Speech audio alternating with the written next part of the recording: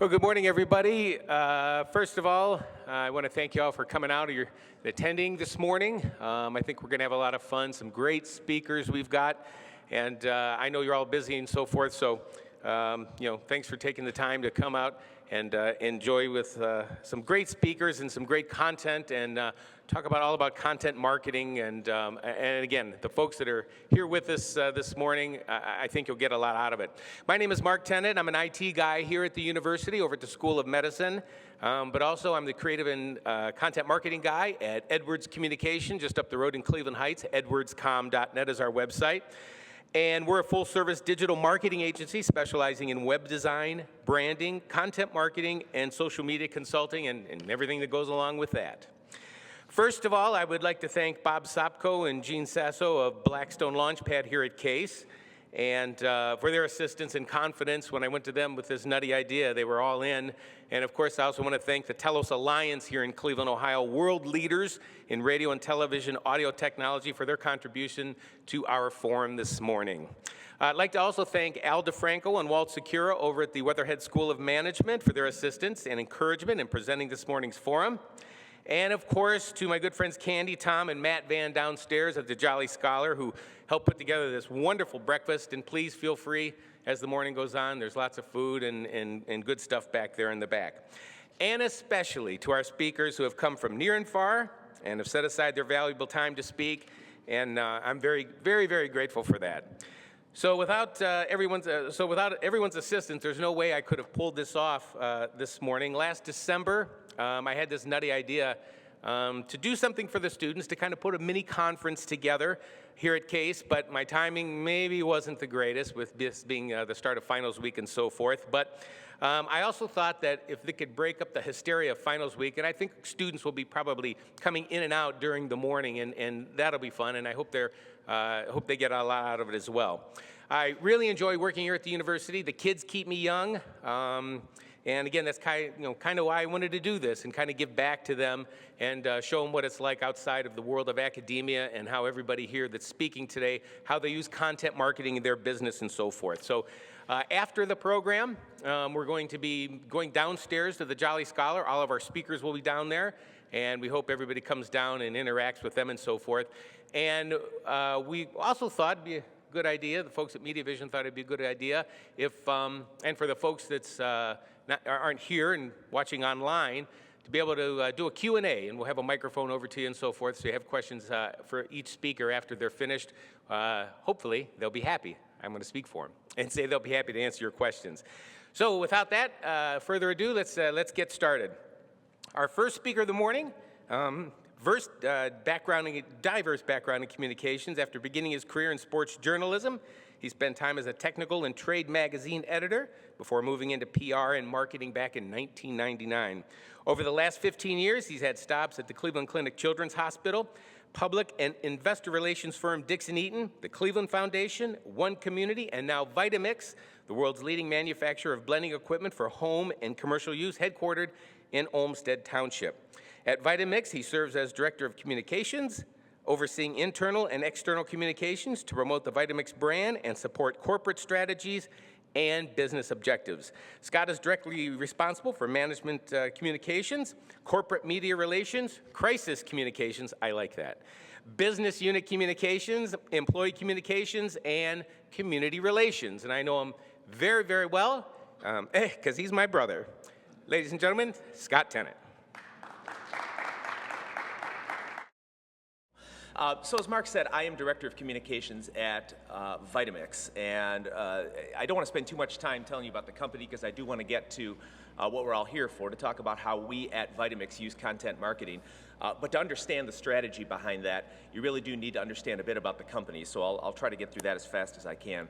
Vitamix is a 93-year-old family-owned company headquartered nearby in Olmsted Township, and I will admit that I'm a lifelong Clevelander and did not know that until I started working there almost 1 year ago. I was not aware of Vitamix's presence. The company was founded by that handsome guy there at the top left of your screen, William Barnard, who is affectionately known in our halls as Papa Barnard.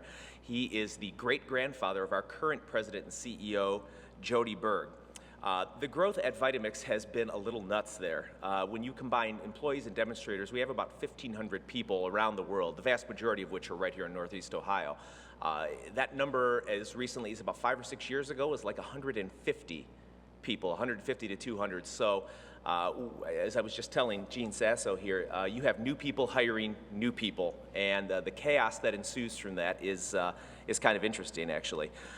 We are, depending on your point of view, we are either credited or blamed for the world's first infomercial, as a matter of fact. Back in 1949, this is true, Papa Barnard went down to the WEWS studios, still there at the corner of 30th and Euclid, and recorded a half-hour, you can call it an infomercial, but it really is as much sermon as it is infomercial. You know, he talks a lot. In 1949, he's talking about whole food nutrition, and he's talking about the evils of fat, and all sorts of things that he was so far ahead of his time. It's all almost come full circle. He was talking about things that really didn't enter the mainstream for decades. So, Vitamix, if you're not familiar with us, we manufacture high-end blending equipment for both household and commercial use. Now, if you break down our sales, it's about 3/4 on the household side and about 1/4 on the commercial side. But what's interesting, you can see some of the logos there of some of our commercial customers.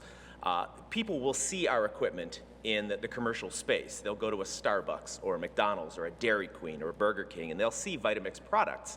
And that very, very much, as you might imagine, drives sales on the household side. Now, you will find Vitamix, there's a number of places where you could find us. There was a time where the only place you could find a Vitamix was to either drive out to Olmsted Township and actually pick one up, or to go to a state fair or a county fair, and for decades we relied on that sales model.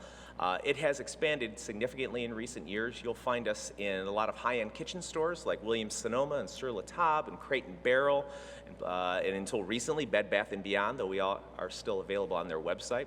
But increasingly, you'll also find us in more of the big box retailers. We entered Target at the beginning of this year, so you'll find Vitamix products in about 1,000 different Target stores and on Target.com.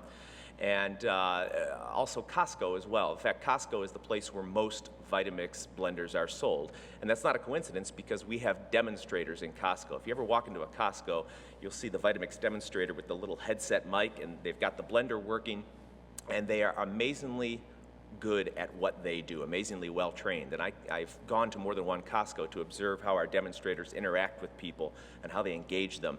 And I cannot tell you how many people walk into Costco with the aim of buying a case of toilet paper and walk out with a $500 blender. It is absolutely amazing to me, and I think that is a testament to their to what they're able to achieve. Just to give you a sense here on a chart of Vitamix's growth in terms of sales in the last 5 years, it is 5x growth in 5 years.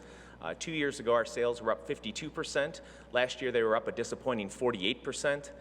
And really, there are people internally who have been at the company for a while who were they were up in arms over the fact that sales didn't increase by 50%. And these are the people I want to shake, because life is a little chaotic for all of us, and I think their perspective is a little skewed.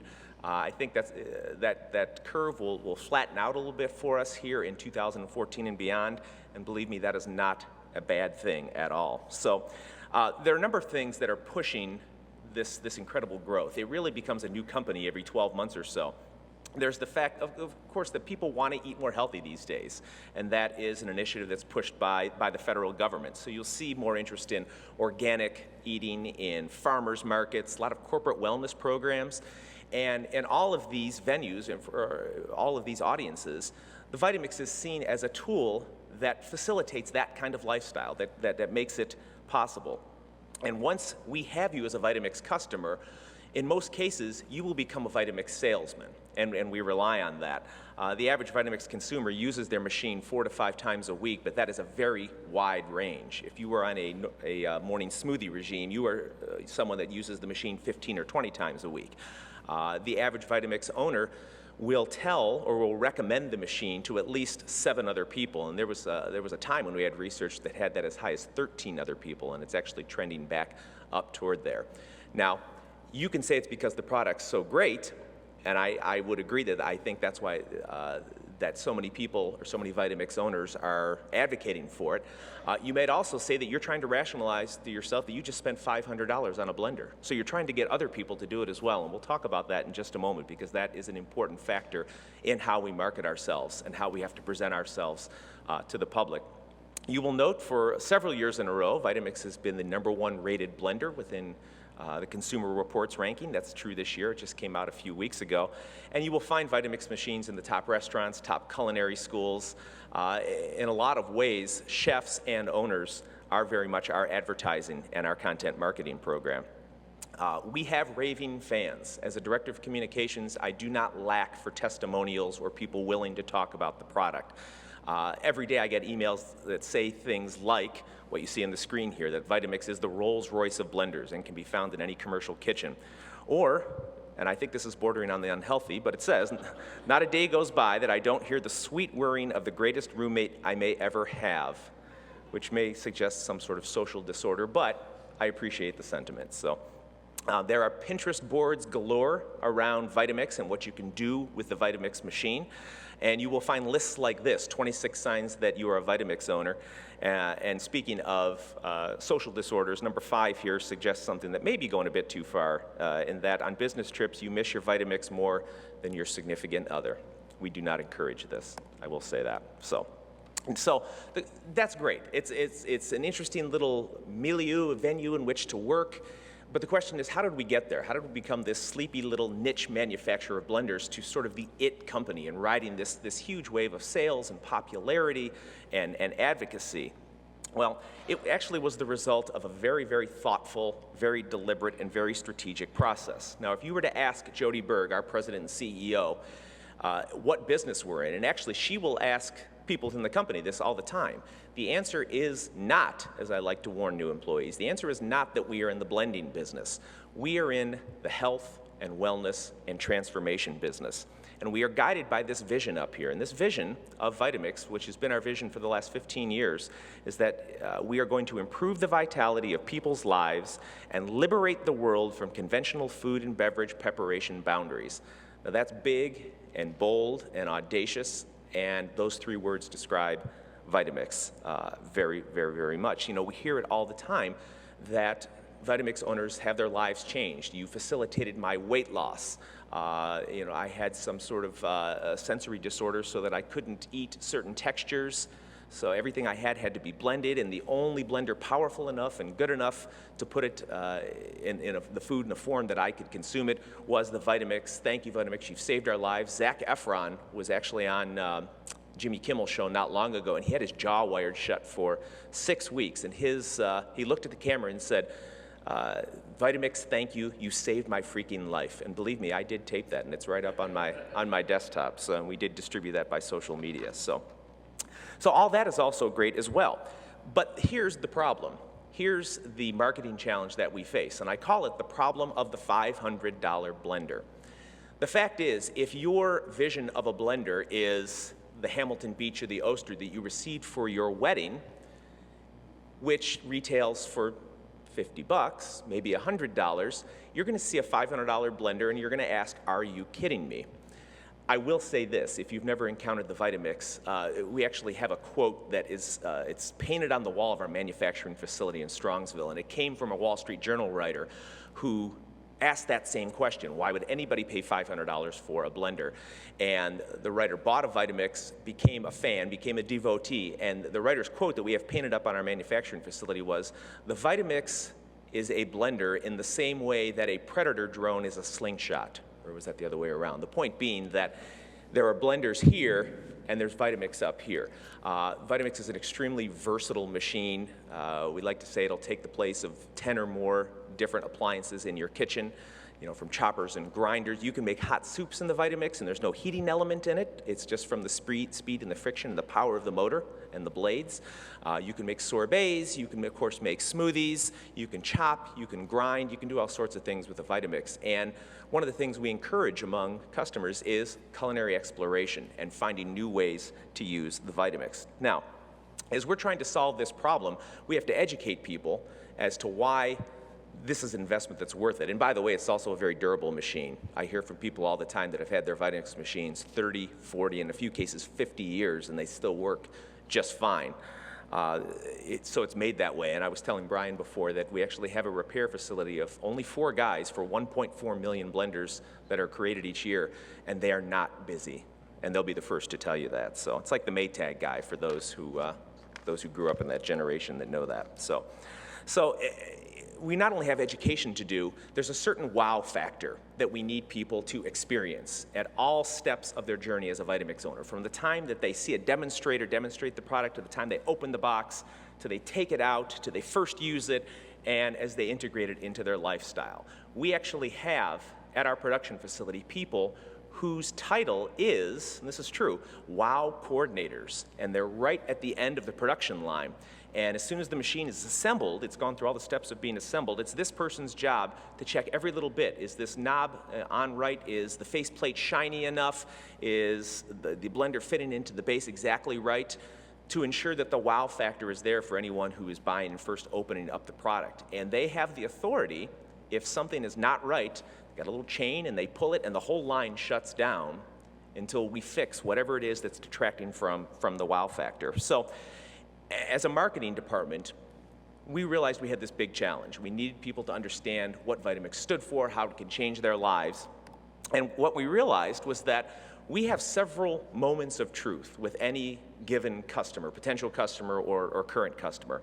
And it starts with awareness of the product, what it is, why it should be interesting for them, to them researching it, to them making the decision to buy it, them receiving it, first using it. Maybe they have an interaction where they need some sort of customer service, not necessarily repair, but they have a question, and them evolving into a fully engaged Vitamix owner. Each of those little stops around that circle is a moment of truth. That is an opportunity for us to engage that customer. And what we found is that each of those moments of truth has at least one opportunity in which, and we finally get to the subject of our discussion this morning, in which content marketing is a vital touch point in the way that we engage with those customers and the way that Vitamix resonates for them. And what we saw here is that, for example, if you see under awareness, there are multiple opportunities to use content marketing to make people aware of and to make them understand the value of a Vitamix. That's from our website across the top there to our very, very vibrant social communities across the bottom, Pinterest and Twitter and Facebook, to the way that we engage with them on email, all sorts of opportunities. That's why the single biggest team within our large marketing department is in fact our digital marketing department, because we understood that the best way to take advantage of these moments of truth was through mostly digital content marketing. So what I want to give you here very quickly is just 4 examples of how we use content marketing to reach customers those moments of truth. And the first of those is, when you're trying to define what is content marketing, most people's thoughts, I would venture to say, will go to video, online video. And I want to give you I'm going to show you this quick video. It's about 90 seconds. We recently produced this. This is around our latest product, which is the S30, and it's Vitamix's first foray into the personal blending market. So this is a small format Vitamix that actually you can blend within a cup, that you screw the blade base off, put a flip top on it, you can go. It's the first time we've actually had something like that. And here's where the education comes in. We need people to understand, this is a $400 small format blender. They need to understand how durable it is and how versatile it is, but they need to understand how it's going to apply to their daily lives. So I think that here's an example of a video that does just that. Sorry, I need to minimize here. I seriously need some Mac lessons. This guy, right? Yes, thank you.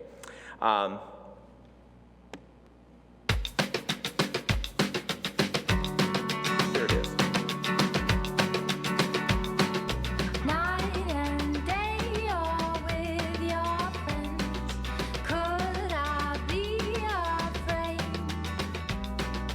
You and me were awake when we make our dance. Oh.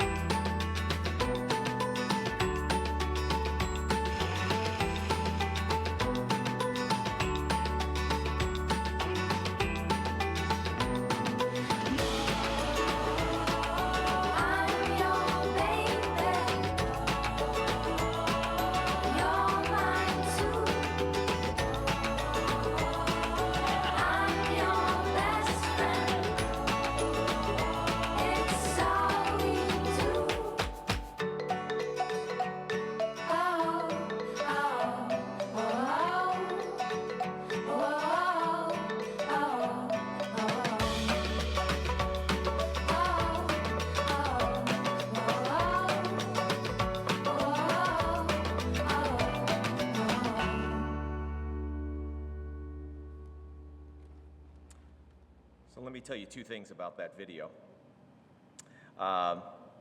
Those two people, the two actors who play the husband and wife, we cast them separately. And it turns out they'd been in a play with each other 6 months earlier. We had no idea.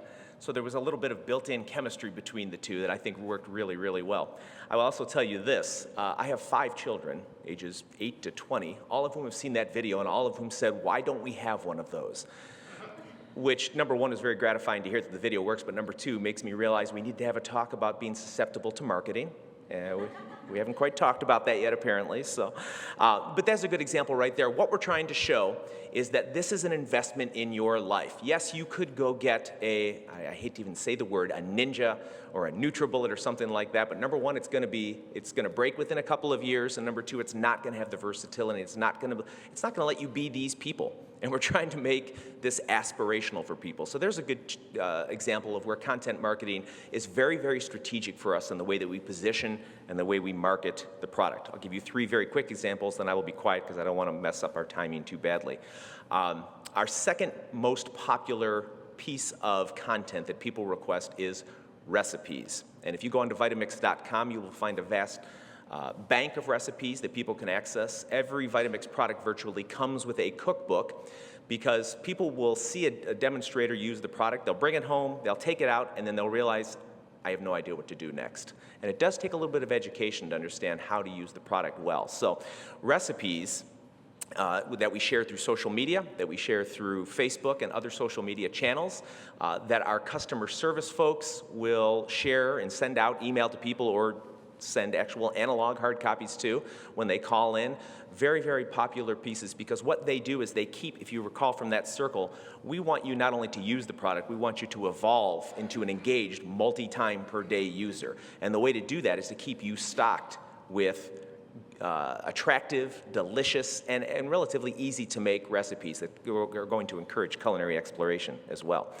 I did mention our Facebook and social channels. We have a very, very skilled, dedicated, highly responsive social media team that engages in what they call community management. And by community, of course, we mean the community of Vitamix users that we are trying to build. Whether you are someone who does it for health reasons, you are someone who is an aspiring chef, or whatever reason, we want you to be part of that community. So if you post a question or an issue, it could be a customer service issue, to our Facebook page, you will, during business hours, you will almost always get a response within an hour.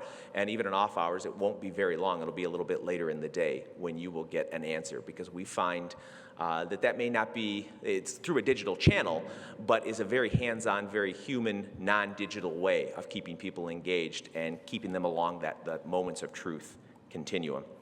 And finally, we do have a very well thought out and long established email marketing campaign that not only goes to consumers but engages media and, even for internal communications purposes, employees as well. And this is an example here of an e-newsletter we send out quarterly called In the Mix. This particular one goes to employees, and its strategic purpose, it actually gives some of the more popular media hits that we get. Vitamix ends up on, we do giveaways on Rachel Ray and Oprah and places like that.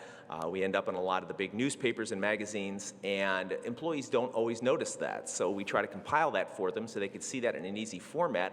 It's good for morale. It's good for people to get them back focused on that vision that we talked about. And it's good sharing all around. I think everybody feels good at the end of the day when they've worked that long day and they realize that, hey, the 200 people on Rachel Ray that are going nuts because they just got a free Vitamix, I made that, or I had something to do with that as well. So not only do we do it for strategic external communications purposes, but internal communications is helped along by content marketing as well. So I am going to be quiet. I thank you very, very much for your attention, and if anyone has any questions, I would be glad to attempt to answer them. So. Any questions? You'd like to, you do, you'd like to.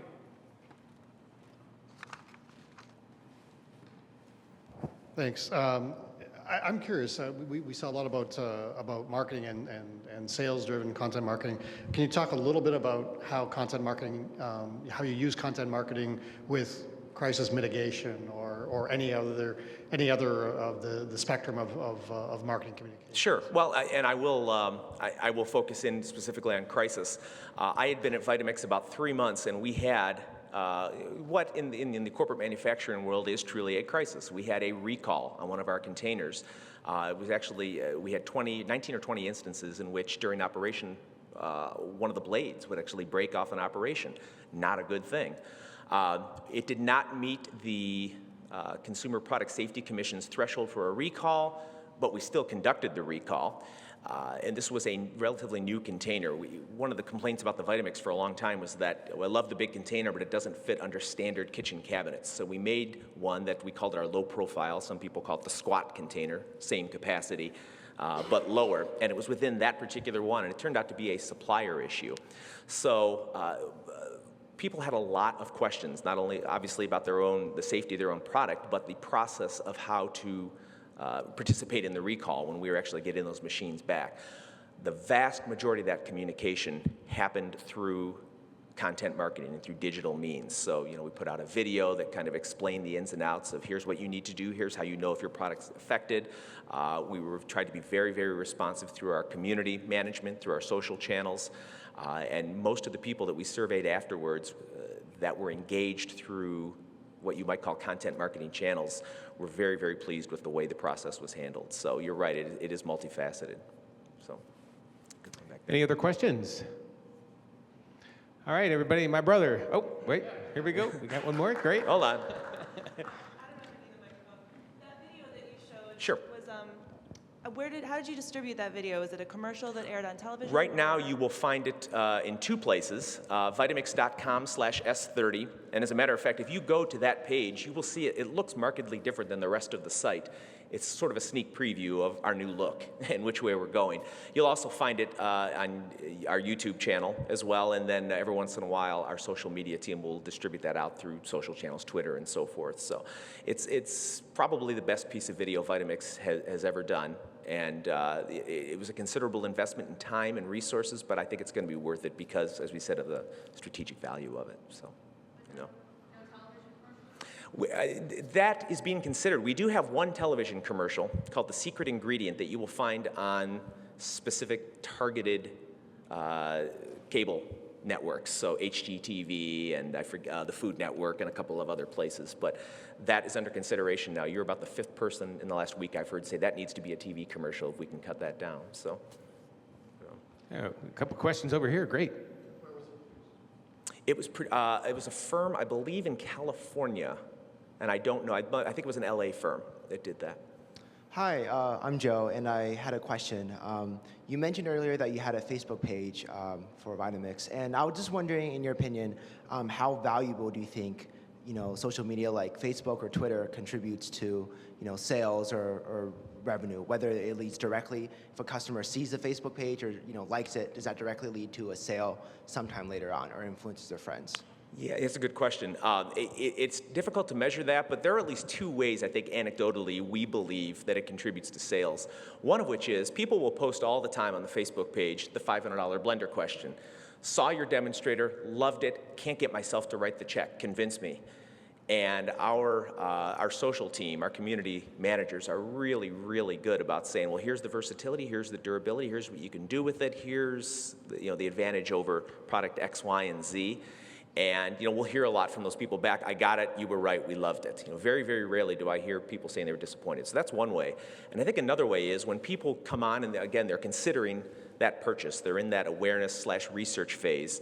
They will see how responsive Vitamix is, and the fact that. And this is true. Jody, our CEO, she said her grandfather, not her great-grandfather, her grandfather told her one time.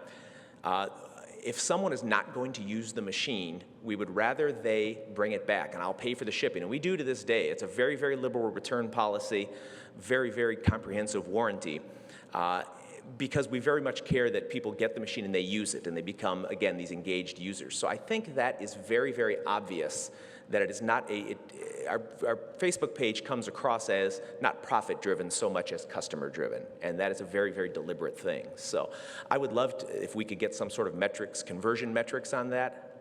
I don't know that we have it, but we're driving toward that. So. One question? Okay. Yeah, I was also related to conversion, I guess. So you showed that cycle, and I'm sure every phase is really important. Do you know which phase in that cycle is the most worth your investment in terms of time or money? I mean, if you had to... That's a great question. We are in the middle of fleshing out those moments of truth. We don't know the answer yet, but if I had to bet on it, I think it's a tie between research, the research phase that we're making sure they get to the right information, and first use, because people don't have a lot of patience these days. So we need to come out of the box right away and burn. We need to give them something that's just amazing. And I think if we can get them not only to make the purchase decision, but to make the decision not to return, that we've done our job, because then it just kind of builds on itself from there. You ask me that question in a year, and I will actually have data behind that to show whether I was right or wrong about that. So. All right. Any more? Great. All right. Good stuff, brother. Here, ladies and gentlemen, Scott Tennant. Appreciate it. Okay. Our next speaker is someone that I've been friends with for a long time. Although we've not seen, haven't actually seen each other. Haven't seen each other really since 1986, but we've been really close all these years, email, and thank God for the internet and so forth, and phone calls. I met Brian on the island of Crete, Greece, back in 1978 when we were both in the Air Force. I was an Intel guy and having a little bit of fun, but Brian was an on-air personality on Armed Forces Radio and TV, and he was having a lot of fun. Through the years, Brian has been a staple in radio and TV in the Twin Cities in Minneapolis, and he flew down yesterday. We had a great visit and so forth, and did some catching up. He did Morning Drive at the Cities 97 for over 20 years, and he's now the midday personality at 93.6 K-Twin. And not only is he passionate about radio and broadcasting and TV broadcasting, he's also passionate about food. Brian also works with his wife, Lori, at their company LT in the Kitchen. They have a sensational line of cheese torta products. And there you go. There they are. And a full line of desserts, pastries, including coconut macaroons, Florentines, and French meringues. So please give a warm welcome here at Case in Cleveland, OHIO, to my dear friend, Brian Turner. Thank you, Mark. I might keep this one handy. I might do a little roving around. I'll keep it handy. Hi, everybody. Good to see you all. Mark and I are not really that old. I just wanted to make that clear. That was really just an interjection along the way. Friends call me BT. I hope you will as well. Nicknames are a big part of the radio world, and they're used as identifiers in a way that's sort of a shorthand. I mean, if you can be Jesse the Body Ventura, and I'll get to him in just a second, and you're known as the Body, people can remember you a little better, and that's certainly the case with grabbing a nickname, a handle myself in the radio world. I've been a broadcaster for 35 years, most of that time in St. Paul, Minneapolis, Minnesota. Mark and I met in Irakli and Crete, as he mentioned, but my hometown is St. Paul, Minneapolis, and Minnesota is my home state. You may have heard of Minnesota, the birthplace of Prince, birthplace of Bob Dylan, Jesse the Body, the boa-wearing Jesse the Body Ventura, our not-so-illustrious governor for a while there. Garrison Keillor, Prairie Home Companion, you familiar with public radio? Anyone who's young in the audience, just ask somebody like Mark and I about the paradigm of public radio, if you're not familiar with what that is. Minnesota is also the birthplace of a processed canned ham product. It's synonymous with unwanted emails. Hormel Company makes Spam. Much like the unwanted emails, they turn out about 6.5 million cans a year, and nobody's ever actually eaten it. Just want to make that clear. Also the home state of Joel and Ethan Coen, the Fargo guys, many other illustrious movies. They brought, of course, great words into the lexicon like yeah, and you betcha. And maybe it's because of the large population of Norwegians and Swedes in Minnesota that we have those words. Oldie and Lena jokes are big in Minnesota. I didn't know if you knew I'd be starting off with a little comedy here. Just Oldie and Lena jokes are big. I'll give you one example. Oldie and Lena driving up north for their honeymoon. They just got married. And Lena was getting a little frisky, and she reached over and touched Oldie on the knee. And going up north in Minnesota means, somewhere between the Iowa border and Canada. And she reached over and said, yeah, Oli, now that we're married, we can go all the way. And so Oli did. He drove all the way to Canada. That's how that worked. Trust me, they're all this good, really. They're all this good. So it's really wonderful to be here in Ohio. We look to Ohio as sort of a palm state where I come from, although you had a pretty difficult winter here, I know yourself. But the southern climates are something we look forward to. The license phrase in Minnesota says, winters happen on the 4th of July, so just deal with it. You've got the birthplace of aviation here. As a young man, I escaped the blizzards in the winters and joined the Air Force. And always appreciated the world of radio and television before that, and really learned as a young man that the best people in radio always have been content marketers. They're constantly pushing themselves out into the community in ways that pull out and away from the actual thing that they're doing. They're making personal appearances, they're emceeing charity events, they're doing ribbon-cutting ceremonies. They're involving themselves in non-traditional ways to the medium in the community. Now, there's also a unique challenge for radio and television people in that, as Scott was speaking about Vitamix, and they make a product and then do content marketing to reinforce the product and also reinforce an outcome. In radio and television, we are the product. The people and the personalities actually are the product. So it puts a unique spin on what we do in that every day when we're in the studio, whether it's the television studio or the radio studio, we are trying to be a part of your lives in a very content marketing oriented way. We count on you to make a decision to come visit us and spend time with us. And in turn, we push ourselves, our personalities, and our individual characters into the marketplace as a piece of content. So we're trying to do this in a very intimate way, in the same way that content marketing works. Traditional advertising is more of a push environment, and with content marketing and what we do, it's more of a pull environment. We're trying to draw you in constantly, become a part of your family, become a part of who you are in your day-to-day life, and integrate ourselves into your world. The goal remains the same with what we do as with content marketing. Relevant stories, content, information, but moreover, we're trying to bring some emotion into what we do every day, just as content marketing does. Bring emotion to affect an outcome. Now, in my case, I'll have to explain a few things about my industry. In my case, the radio case, the outcome that I'm trying to affect with myself as the content and what I do as the content and what I market as myself as the content is to get you to listen to me for just 5 more minutes. That's all I'm trying to do. 5 more minutes at my current radio station or any radio station that I've worked at. That's all I need you to do is come and listen 5 more minutes. I don't need you to buy anything from me. I need you to spend time with me. That's how I earn a living, is your simple time. So it puts a unique spin on the kind of product that I am, myself and my station being the product. So it's an unusual mission for sure. We're the product and the content all at the same time.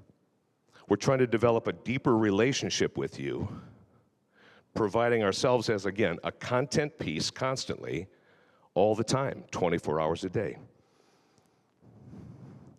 How do we do that at my radio station, or ones that I've tended to gravitate toward? You know, a lot of hit radio stations, those CHR, they call them contemporary hit radio stations. You know, they're always in your face, and they're always talking to you, and we want you to listen to the radio station. They want you, come on down, we're going to do it. And it kind of wears on you after a while. It's still often good radio, don't get me wrong, and it can be very entertaining, but it kind of wears on you. And the content gets lost in the energy. For us, and for what I do, we tend to carry on a conversation. We want to be people, not announcers. We want to not sell ourselves to you, but just simply be who we are. You know how people are trying sometimes at a party to get to know you really well? That's sort of like that contemporary hit radio announcer. Wants to get you know, come on into my fold. Come on, here's my new buddy. And you kind of shy away from those folks. Not to say that they can't be fun to watch from a distance, but it's kind of like poking an animal through the cage at the zoo sometimes. We go about it differently at my station. We want to be just a person with you in the room. We want to talk to you like we're in the room with you, not in a studio miles away. We want to provide useful information, stories, content, but moreover, like I said a moment ago, we want to bring emotion to what we're doing as well. We want to create moments that create emotion. Content marketing does that constantly. Creating moments of emotion that draw you in that sometimes have nothing to do with what the product is. We saw a little example of that with the video that Scott showed. We saw emotion there. We saw interaction between two actors. We knew they were actors, but they did a really good job with it. They were showing emotion. At a moment or two there along the way in that video, we forgot that we were even seeing something that had to do with a blender, let alone an expensive one. And that's the goal, to create emotion, to draw you in a way that doesn't have anything to do with traditional advertising. Find those opportunities to share emotion and to share personal moments. Very often we'll ask our listeners about that. Rather than what was your favorite song at a concert, if we're doing a little post-show interview, which we will then post on our website, a little content piece that way, we'll ask you, how did it make you feel? More than what did you enjoy about it, how did it make you feel? And those are the kind of things that draw other people in, because we like to share emotions. We as humans like to share emotions, not just stories. But again, I'm doing all these things to try to get you to tune into me for 5 more minutes. Any given time of the day, 5 more minutes. I don't have to ask you to buy anything. I just have to ask you to listen to me for 5 minutes. Now, what's this 5 minutes business all about? I'll give you a brief primer on how it works in my world. When you sell a product, you can see the sales numbers because of the retailers reporting back to you. That's a pretty straightforward thing. Radio ratings are sort of a unique animal in and of themselves. They're also caught up in emotion. Radio ratings used to be determined by folks in any given community literally being asked to fill out a diary method.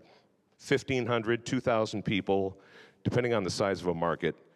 In Minneapolis, St. Paul, it generally would be 2,500 people to 3,000 people. They'd be sent a diary. The company at that time was called the Arbitron Company. And you'd be asked to remember your radio listening habits for a week.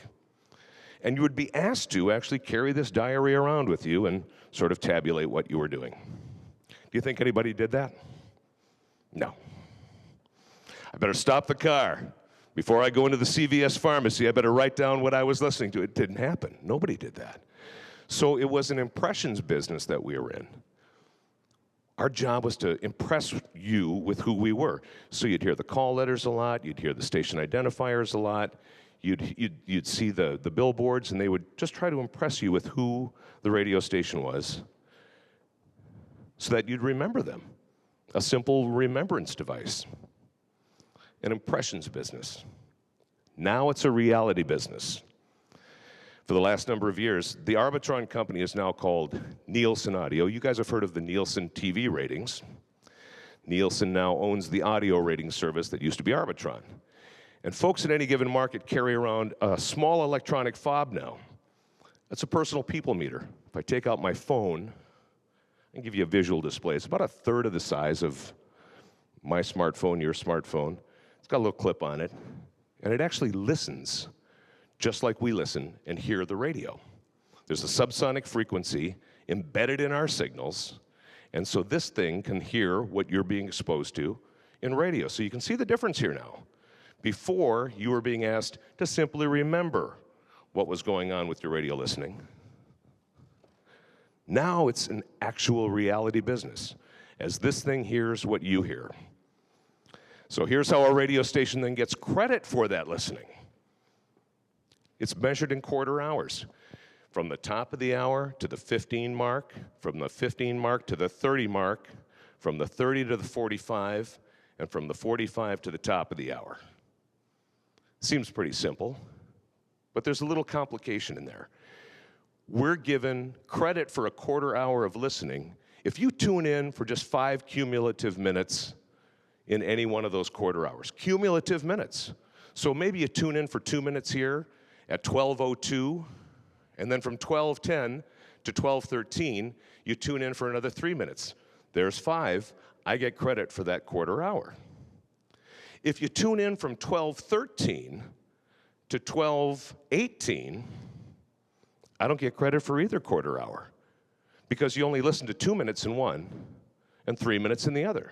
So I've lost an entire potential half hour of credit. And remember, like those units that get sold at Target or at Walmart and that report back, you sold so many units, these are the units that I'm selling, that I need to sell to you, quarter hours. So my job is to get you to tune in specifically during those quarter hours. So how do I use content marketing to do that? What's the content that I am? It's me. It's my listeners too. So we'll do some unique devices that push people and encourage them to listen in those quarter hours. We all hear radio station call-ins, correct? Hey, so-and-so, and you're on the air, and you want to hear a requested song. The digital world's helping us a lot in that regard. We'll take those calls and record them all during the course of our show. But at K-Twin, we'll take a little note on the side, get the email address of the caller or their Twitter handle, and we'll let them know then, through email, for instance, when their call is going to be on the air. At the same time, we'll encourage them to reach out to their social network because people like to hear themselves on the radio. It's a very simple thing. It's kind of cool. I heard myself on the radio. I asked him to play a Dave Matthews Band song, and he did. Mom, I'm going to be on the radio. What time? 12:20, 12:25. That's what the guy said. Somewhere between 12:20 and 12:25. Well, if I get Mom tuning in because Dave is going to hear Dave Matthews, my listener Dave, and he pings his mom, and Mom is carrying one of those little listening devices, and I tell Mom that it might be between 12:20 and 12:25, Mom's going to be there at 12:20, and she's going to listen to 12:25. And if Mom's got one of those units, I got a quarter hour. I just sold something. I invested the content that's me, and her son is a part of my content now. We're the content. It's kind of an interesting twist. We're the content. But Mom's now given me a unit. I just literally sold a unit. But now the other part of that is, like using content marketing to create any kind of outcome, Mom might be a fan of Dave Matthews Band now. She might not have known who this was or the song that followed it. Mom's 58 years old. After Dave Matthews Band, I played a tune from the Rolling Stones. Mom loves the Rolling Stones. She didn't know my radio station existed before that. And in my case, that very well may be true, because my station, 96.3 K-Twin, is new on the market. We've only been around for 5 months. So I have to encourage people. Oh, you can leave my food company up there. That's fine. So we have to encourage people to even know who we are. So we use our content pieces, us, to push out into the marketplace, and we use the people that are a part of our content, our listeners, to help us do that job. And we do that with everything we do. We're the radio home for Twins baseball, so we reach out to Twins fans.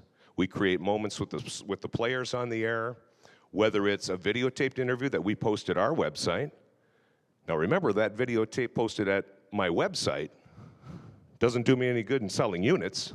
Certainly helps to reinforce my brand, which is another part of what content marketing does. But I need to sell those units. I need to keep encouraging people to tune in for just 5 minutes at a time.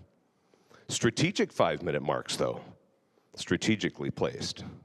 When you listen to the radio now, you'll notice that when commercial breaks happen, they always happen starting at about 1:12, and they go to 1:17, or the break starts at 3:58 and goes to 4:02.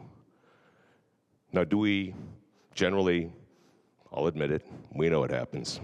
When the commercials come on, what happens? Burp, burp. Find another place, right? And we know that. We know that all the time. People tune away when commercials come on.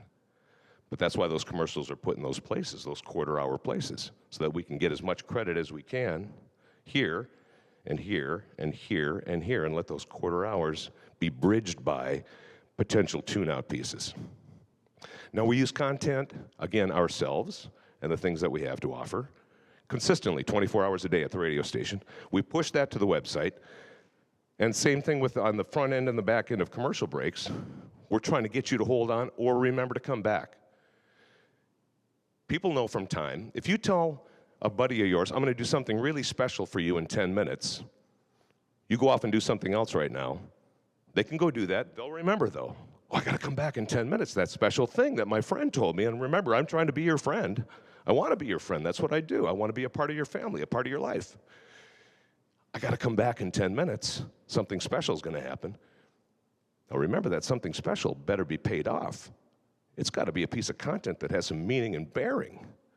If you say that you're going to feature an interview with John Mayer, and you tease it at one point, and then you don't pay it off on the other point, you lose credibility pretty quickly. Your content isn't delivered. And you do that a couple times, and people say, well, he never pays off on his promises. But if you're a big fan of John Mayer, and I give you an incentive to stay through a commercial break, or listen to a couple of quarter hours to get to the thing that is important to you, and then pay it off and have a nice chat with a John Mayer or a Bonnie Raitt or whatever famous artist that you enjoy listening to, I've won. Maybe I've captured you for 2 units, 2 quarter hours. And I'm using that content, and I'm consistently and constantly marketing myself and marketing my station, trying to get just one more 5-minute listening moment. We try to bring emotion to it, thoughtfulness and emotion. We want to make an outcome occur, but like all good content marketing, you want to go into it with no expectation of return. When we're doing our presentations on the air at the radio station, we want it to be as fluid as though we're hanging out having a glass of wine on the patio. It's going to happen in 10 minutes, 12 minutes. I think you should be here for that. Like the best content marketing does, it's giving you something that goes below the surface. It's subtextual. It taps into the emotion and the heart rather than the reptilian mind that says, I need to buy this, or I'm being forced to buy this, or I'm being convinced of something that I don't want, and I don't want to think too hard about it. We're trying to get you on the level of the heart. Like a pet shop owner that's putting out notices about the Animal Humane Society because they want to tap into what they do on an emotional level with you. Mind you, the pet shop owner still wants to sell you 50-pound bags of dog food, but they want to talk to you in a way that communicates on a real personal level.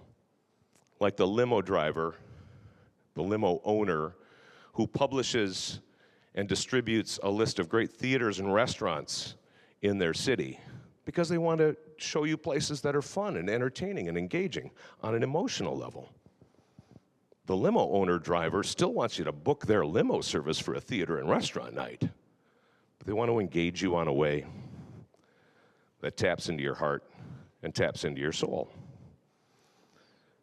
So for a radio guy like me, I'm just trying to do the same thing, to get you to listen a little longer, just 5 minutes of it at a time. The blog posts that we do, the coordination that we do with Twins Baseball, YouTube videos, all of these things are meant to strike out to you on a level that's heart and soul oriented, but still always trying to do one thing, just to bring you back to the radio station for 5 more minutes at a time. Thank you.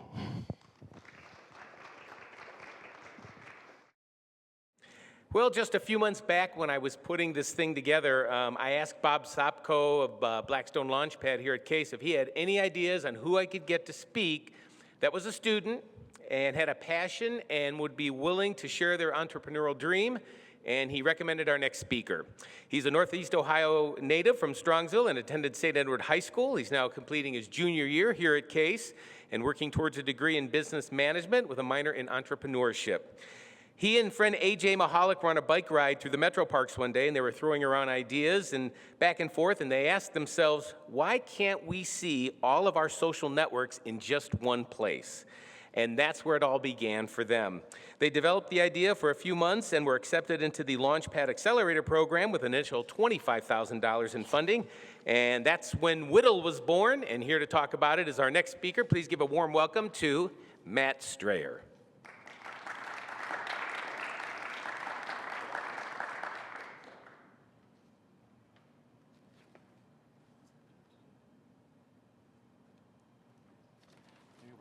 You're welcome.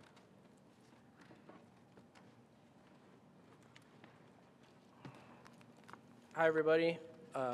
My name is Matt Strayer, and I'm here to talk to you a little bit about Whittle today, but mainly what I learned about marketing when you had such tight funds, especially in the tech and startup realm.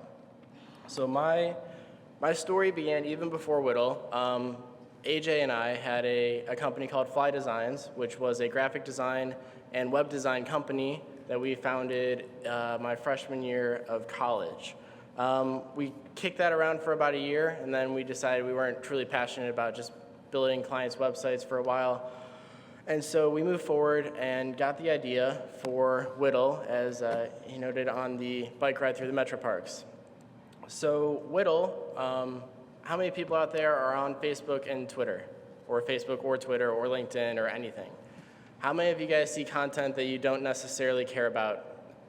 Keep raising your hand. Thank you. Okay. So what we do is we allow you to see all your content in one place, and then we allow you to whittle away the things that don't matter without unfriending or unfollowing people. So imagine Pandora Radio applied to social networking. So you just see the content you care most about, and it's all in one place. So that's where we started, and we, like you mentioned, we got accepted into the Launch House Accelerator program in August of 2012. Went through their 12-week accelerator program with $25,000 in funding.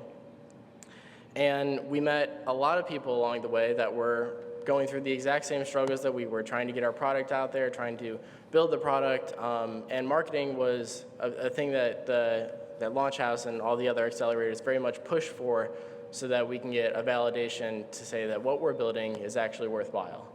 And so I'm mainly going to talk today about what I learned going through, how to be creative when you are marketing, and just keeping it on a very tight budget. So before we were Whittle, we called the company Nest. Whittle, the name change happened around 2013, early 2013. And this picture right here is our first trade show, or not trade show, it was the Ingenuity Festival in November of 2012. And this was our first debut of Nest, to get it out there, get people's responses. So we wanted to do it as good as we possibly could. And so we got all the banners, we got all the tables, we got music, and we started to think, what can we do to really attract people to the booth, get them to sign up on the laptop that we had there, to get their email address so we can keep in contact with them, and just keep getting signups to prove that what we're doing, people actually care about. So we ended up doing an iPhone or iPod Touch giveaway, which so anyone who signed up that weekend could get entered to win a free iPod Touch. And that got us, I think, around 200 to 300 signups over the weekend, which was great. We were stoked about that. But on top of that, we also had a social media duck hunt. So I spent about a week working on manipulating a duck hunt game to have little icons of friends, and they would have little bubbles about like just really stupid posts, like on the toilet right now reading the news kind of stuff. And all you had to do was shoot those posts away, and they blew up, and you got points. And whoever had the highest score at the end of the weekend got a couple more entries in to win the iPod Touch. So that was a great hit, and just one example of how you can effectively market on a very, very tight budget that cost me just time and energy on the weekend. Something else I like to do is give back. So, I mean, presentations like today where I have an opportunity to speak about anything I've learned or something like that. This picture right here is Paul Singh. He's one of the founders of 500 Startups, which is an accelerator, I believe, in Colorado, somewhere over there.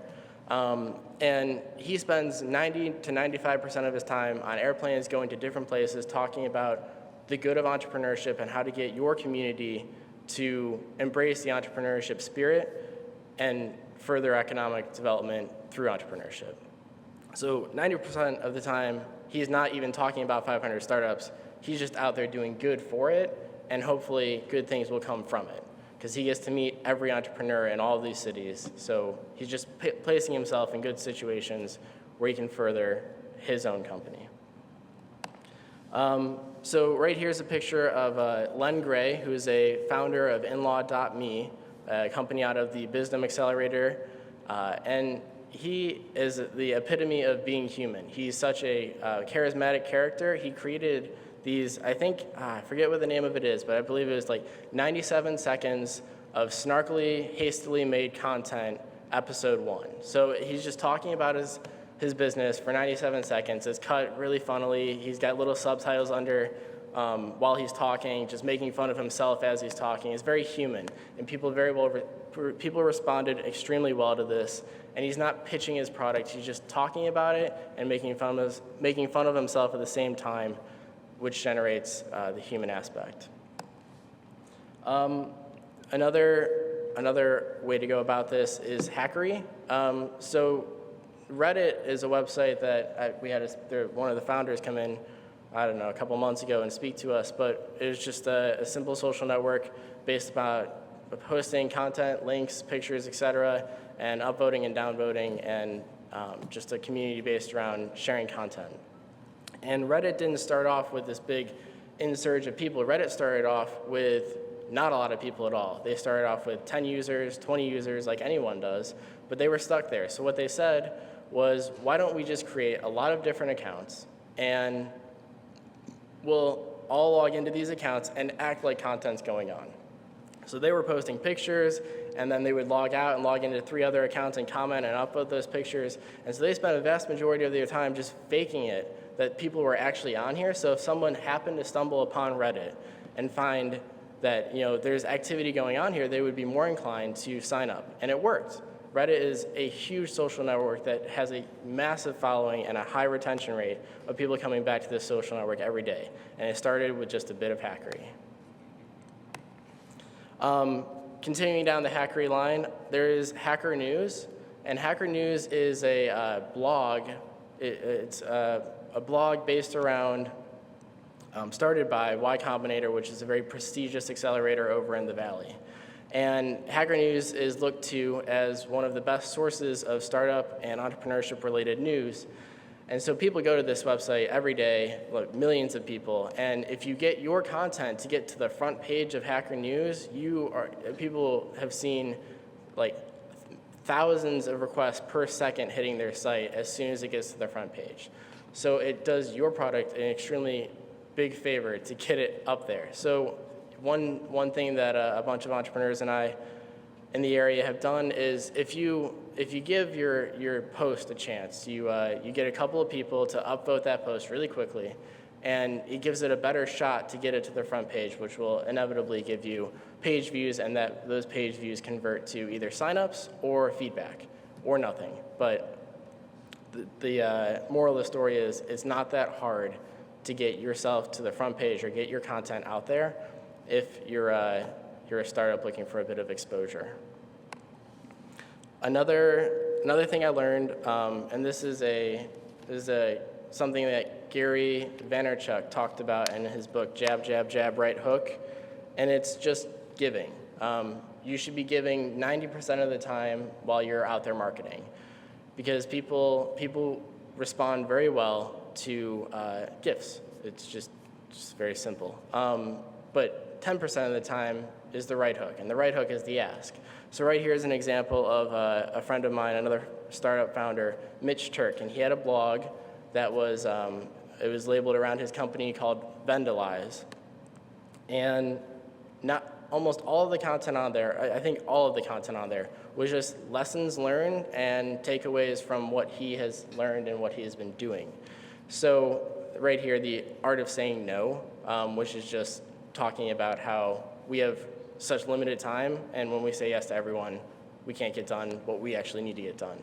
So this is just a good post for anyone to read, and it's not marketing, it's not asking people to sign up for his website. There are links to his website and his Twitter, et cetera, here, but those are for people to discover and not blatant marketing shoving it down people's throats. So this is another extremely good way to gather a good following around your content. Another really easy thing to do is favor cards. Favor cards are about this big, and we did this for a company that I had for a little bit called Kudawala, and we had the logo on one side, we had the slogan, and the website on the other side, and we got 5,000 of these things, and I would take them literally anywhere I went and leave at least 10 on a table somewhere. And so one time I was leaving the JCC, the Jewish Community Center, and I had, I think, a couple more in my swim bag, so I just like kind of threw them in the, around the locker room. And then on my drive home, I get a text from one of the other founders saying, hey, did you leave some cards around the JCC? I was like, yeah, what's going on? He's like, well, I just got an email from a guy who picked one up saying, what is this? Because like they knew they were connected, and so by happenstance, a tangential connection really followed through and turned into a user for us. So really cheap, really easy, and nice thick cards to always keep with you and remember your brand by. Another thing that was fairly successful for us was monitoring Twitter. Another example goes back to Kudawala. Kudawala was a social network that was built around the idea of just giving kudos and recognizing when people did something amazing, awesome, or just noteworthy in general. So while we were trying to look for users and look for growth, one of the easiest things we could do was go to Twitter and go to TweetDeck and look at who is typing in kudos, who is hashtagging kudos. And we would spend hours a day, hours a week, replying to, favoriting, retweeting these things, and getting a conversation started around people who are already trying to do what we want to do on our social network, but through different mediums. So we started engaging with the community, and we were able to find people who were already doing and interested in the giving of kudos, because they just did on Twitter, but we wanted them to do it on Kudawala. So we started a conversation, and that turned into a pretty good amount of users for us. Another very interesting tactic, which kind of blurs some lines here, and he actually didn't follow through with this tactic, but Mitch Turk from Vendelize was going to give branded hoodies, not branded, logoed hoodies to homeless people in the area. He ordered 400 hoodies and was just going to go around giving them to people during the winter so they could stay warm. He ended up not following through with this because of, I don't remember why, so now he just has 400 hoodies sticking around, but it's just an example of how very interesting and creative you can get with marketing on a small budget. Okay. Our next speaker, I've been familiar with him and friends with him for a long time. Frank and I go back, oh my gosh, to the early 70s. We both grew up in Wycliffe, Ohio. We're both Wycliffe Blue Devils and proud of it. Him and I also, we webcast the Wycliffe Blue Devil varsity football games live, and this is, we're going our 10th year. This is going to be our 10th year coming up this year, our 10th season. We have a blast with that. You know, like I said, I've known Frank for a long time. It's been my pleasure, 35 years or so. He is and this is when talk about Frank's career, it is so great. He's the founder of Omnia Audio, an innovative and world-leading signal processing company. He's CEO of the Telos Alliance, headquartered right here in Cleveland. He leads a talented team of researchers, designers, and they develop audio processing for every form of broadcasting, AM and FM, HD radio, DAB, DRM, music mastering, and webcasting, and boy, do they have fun doing it, as you'll see here in just a little bit from a clip Frank recorded at the NAB out in Las Vegas a few weeks ago. In an earlier life, he got down and dirty. As a chief engineer at a lot of radio stations, he was an on-the-air guy for a number of successful radio stations, and of course, chief engineer for the Buzzard WMMS here in Cleveland. There's a picture of Frank and I back in, I believe that was 1979, in the old coffee break concert studios down at WMMS. Outside of the world of broadcasting, he's deeply involved with the 1/8 scale of live steam railroading, and I'm on a first-name basis with his steam engine Eastwind. And so please help me in welcoming a fellow Wycliffe Blue Devil and a really, really good friend. Ladies and gentlemen, Frank Foti.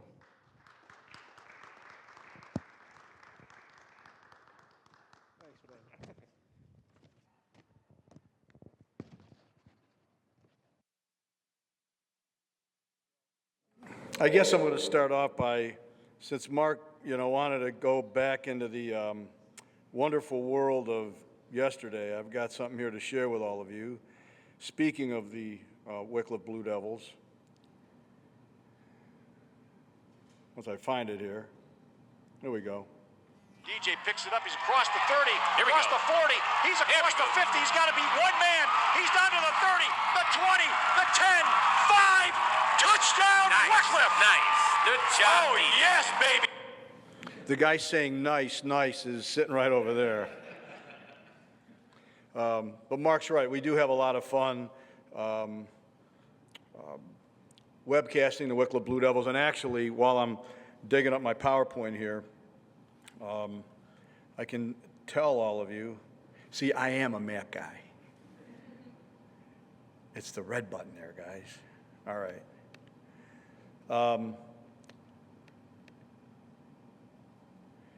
We do this. Voila. Okay, I can tell you that, short story is that my company, because we do a lot of products for broadcasting, we have a lot of available bandwidth. So being, a guy behind the scenes, which you'll hear a little bit about here in a moment or so, we have available bandwidth on Friday nights, which to me is magical in the fall. We also sell equipment for streaming and broadcasting. I figured, why don't Mark and I come out of retirement? And at times, Mark's brother, Scott, who you heard from earlier, has also been with the headset on. And we have a lot of fun webcasting the ball games. Doesn't matter if they win or lose, if they're 10-0 or 0-10. It's a lot of fun, but the beauty, and in a way, it's our way of delivering other content, is to offer to people that are fans of our high school or the team that whomever we're playing, the opportunity to tune in, and we do it in a fun, kind of folksy way. The Wycliffe High Stadium, which does seat 250,000 people, we get a good walk-up from time to time. And I still say I'd pay them $60 a tickets and watch them as compared to those clowns downtown where I should be paying them $6 a ticket. All right, my background. First of all, I'm honored to be here today. Content marketing is something that is continuing to evolve, and I'm going to speak about it from an aspect as to how we see it from our business. Our business is behind the scenes. You heard Brian speak earlier. We're the group that's behind the scenes making the gear that he's using so that you hopefully are going to listen to him 5 minutes more, and for you maybe 10 or 15 minutes or whatnot and so forth. There's a lot that does go on behind the scenes. Our audience or our customers are not the man on the street, the consumer. Our customers are broadcasters. So we're more or less like a business-to-business entity, if you will. So some of my stuff is, I'm going to try to make it, talk about it in a way that I can communicate all of it to you, but some of it's very niche-oriented, because in the world, by example, in radio alone, we have maybe 10,000 radio stations in the United States, and then the rest of the globe may have another 10,000 radio stations. So our marketplace is extremely small as compared to, when the next version of this guy comes out, they're looking at a marketplace worldwide that's tens of millions. So, but my life, as I mentioned earlier, was in the behind-the-scenes part. I did do a little bit of on-air work out in Willoughby at WELW, which I guess is now a WINT. They changed their call letters recently. But our company was started in 1985 by a couple of what I call radio rats, the guys who were engineers in radio stations. Myself, and my late partner, Steve Church. Both of us at one time or another, as Mark mentioned, we did work for the Big Bad Buzzard when it was the Big Bad Buzzard, WMMS here in Cleveland. And both Steve and I have also had the opportunity of working for a number of other well-known radio stations.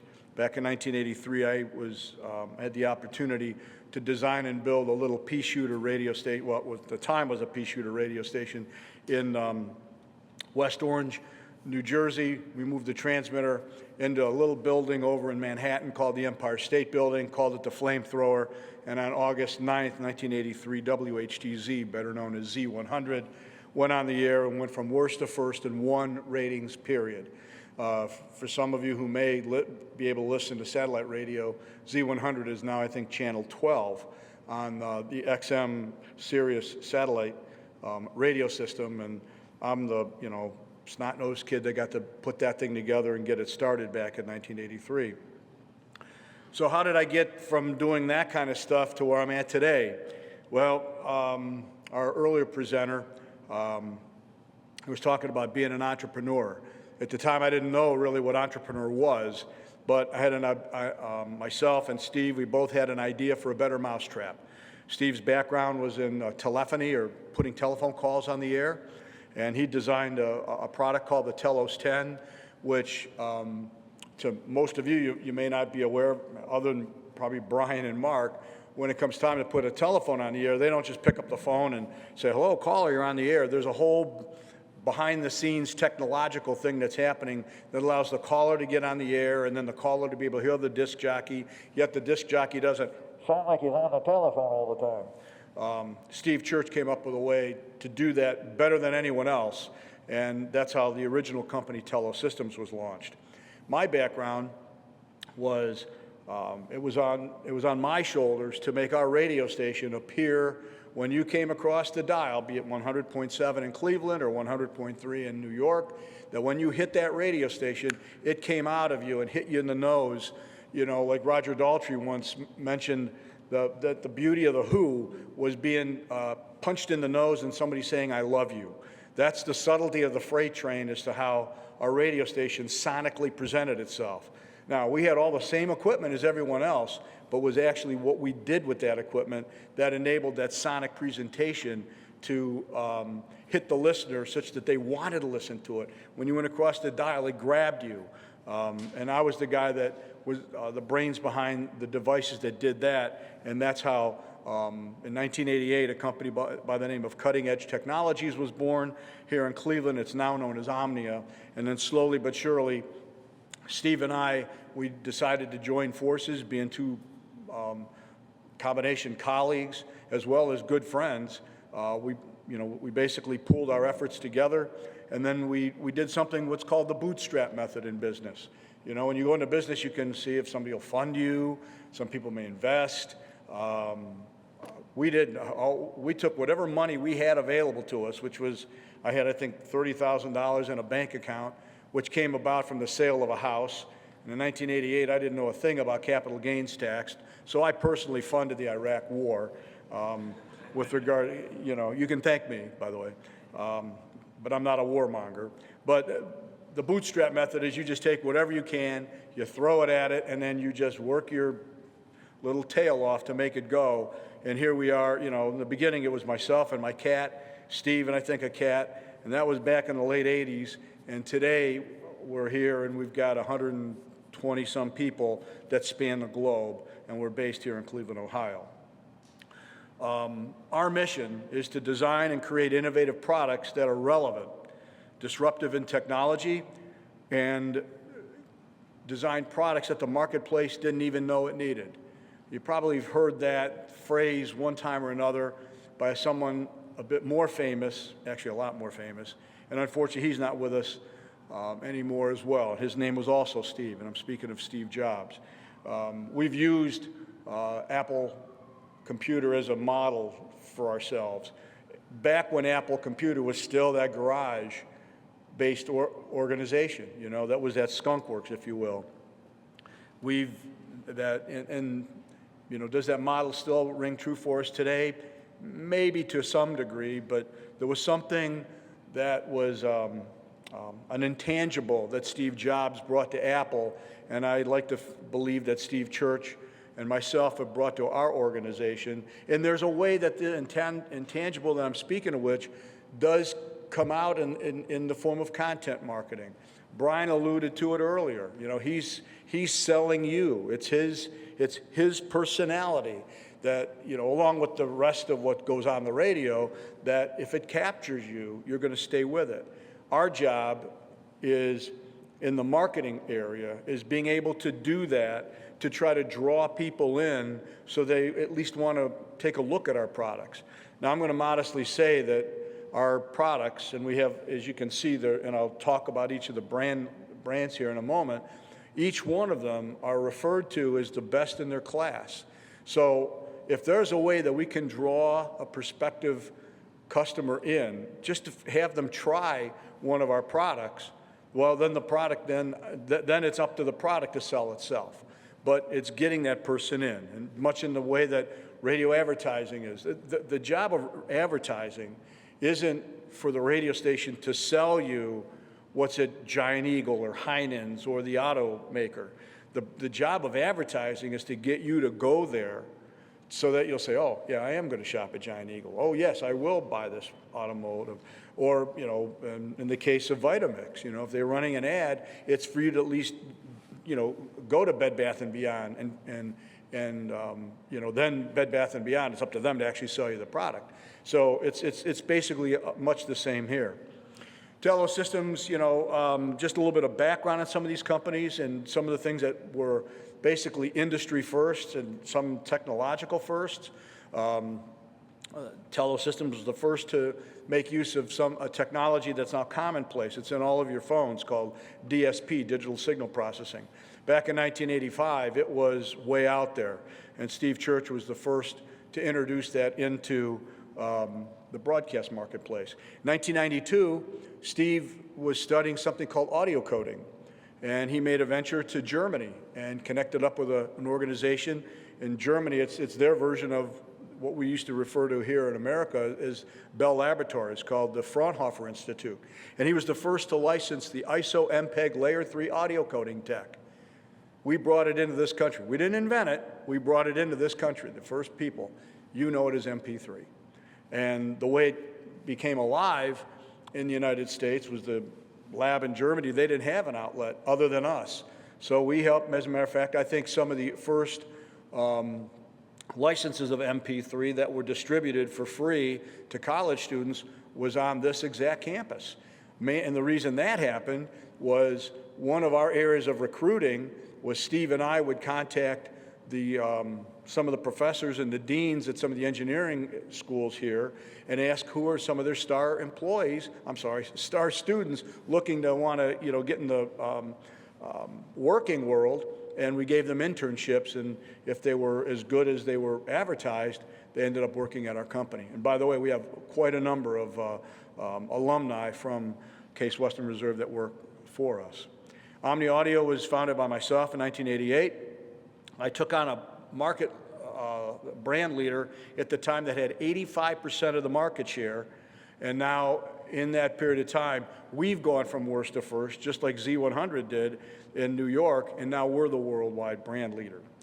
Today, we're the leading innovator of broadcast audio processing, and we're actually working on at least 2 technological advances that may even bring about some change in the rules and regulations, which is, you know, the FCC. Our company took a footnote from the telephony world. Some of you may be aware that most telephone systems now are utilizing a technology called voice over IP, or VoIP, some people call it. Well, we expanded that technology to become something called audio over IP. We gave the tech the name Livewire, and basically in a broadcast facility or a recording studio facility, or even in a television facility for that matter, where you might have thousands of cables running around the facility, we've now reduced that down to one single Cat5 or Cat6 cable. We're able to merge all the audio, all the channels, all the control, all the data onto one cable, and we're able to do it with very little delay. so that because broadcasting is happening up to the second. A number of years ago, we acquired a company in Lancaster, Pennsylvania, known as Linear Acoustic. The gentleman there who started it, Tim Carroll. Tim came to us by way of Dolby Laboratories, and Tim and his efforts, he's collected no less than 5 technical Emmy Awards for the NBC broadcast of the last 5 Olympics. When you've had your television on and you're watching the Olympics, all the audio that's getting your television has come by way of our equipment in conjunction with NBC. The last group here, and I was talking briefly here with Brian, he's telling you about the ratings, radio rating system, the way it works. We are working on some disruptive technology that will further enhance that tech so that the ratings results will be much more usable and justifiable and valid in the broadcast industry. With regard to marketing, our company has always been very visible via marketing. Up until the end of last year, within our little industry, because it's kind of a closed industry, we were probably one of the top 3 in regards to spend with regard to print advertising and the trade publications. There's a couple of trade publications in the radio marketplace, one called Radio World and Radio Guide and Radio Magazine. You couldn't go 2 pages through any of those publications without seeing some big full-page ad for one of our products. We put a lot of money into print and the production of that, co-op advertising, a lot of money into product brochures and a catalog. We had a catalog that was about 150 pages. And you might think, 150 pages of products? No, what we did, and we didn't realize it at the time, we were already into the content marketing idea where in addition to the product brochure stuff, we'd have stories in there from satisfied customers. We would contribute technical white papers about technologies that we felt were going to be the next step in broadcasting, or concepts that would be, here's a suggestion to better improve what's called a remote broadcast, which might be, if a radio station's broadcasting from the local shopping mall or county fair or a ball game or something of that nature. So the catalog was actually one of those things where it wasn't just there to say, oh, okay, here's the stuff we're selling, put it on the shelf and let it collect dust. It was also a good reference guide. We do a lot of trade shows. We'll have some fun at my expense here near the end here because we have a huge exhibit space at the National Association of Broadcasters Convention, which is now the 2nd largest trade show in the United States. And as well as a lot of presentations at seminars.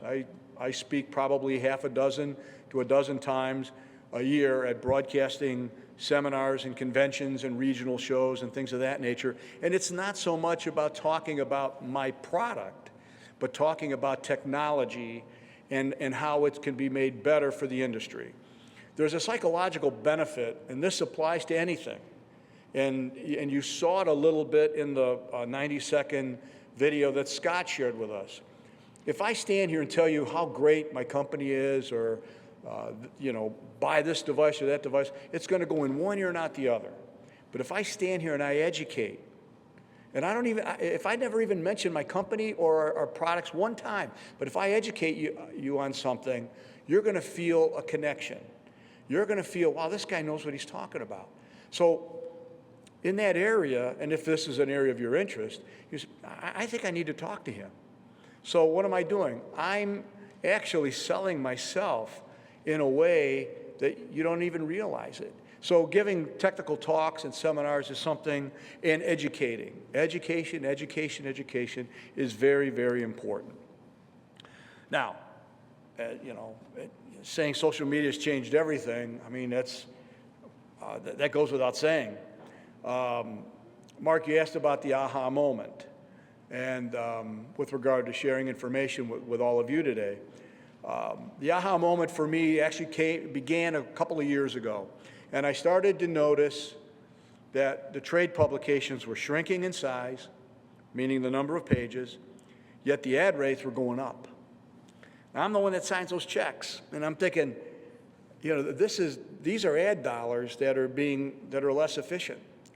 So last year, I started doing a little bit of informal, ad hoc, no science behind this research on my own and filed it away in, you know, the old tube-based RAM. I'm a 1956 model, so, you know, roll with me here. When I would be out at a function like this, you know, a bunch of broadcasters, I'd say, how many of you read Radio World? That's the, you know, or the magazine. Matter of fact, maybe I shouldn't use their name because if they're watching, you know, I'll get a cease and desist when I get back to the office later. But they forget that I'm Sicilian and my cat's in the mafia. And most people put their hands up. I mean, greater majority of the people in the audience. And then I'd say, how many of you had a chance to read the last 2 or 3 issues? Less than 10%. I'm thinking to myself, wait a minute. I'm spending good $500,000 or more a year to advertise, and you know, all this great circulation that I'm being told about, and maybe 10% of them are reading it. Why don't I just take the money and rip it up and throw it away? There's got to be a better way. So that, along with the fact that, you know, if the magazine is or the paper is shrinking, and my ads are the most of it in there, where's the rest of the actual content? Where's the meat? Where are the great articles that's going to make me want to, you know, as one of my marketing guys says, you know, the number of eyeballs being on the printed page, wanting to, oh yeah, that was a good article, and you turn it over and go, oh yeah, maybe I should check out this product. It was getting less and less. So the other thing, and that as I started to learn about alternatives, trade publications, and nothing against them. I mean, I'm a model railroader, and I love getting that magazine once a month. I read that thing cover to cover.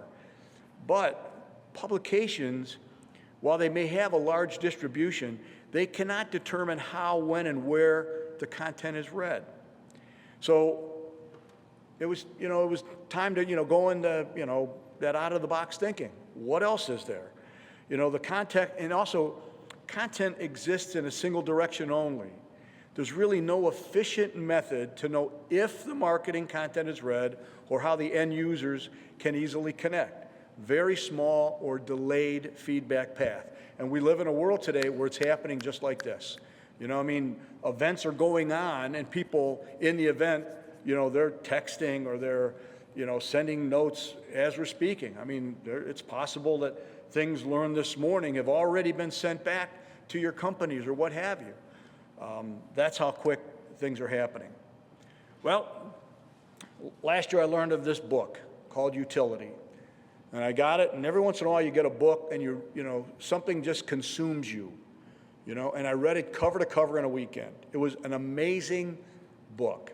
And then I come to find, just by coincidence, while we're doing one of the Wicklow Blue Devil games, I'm explaining this concept to my buddy Mark here because I knew he was into content marketing, and Mark's like, oh yeah, Jay Baer's a friend of mine. I mean, it's a small world.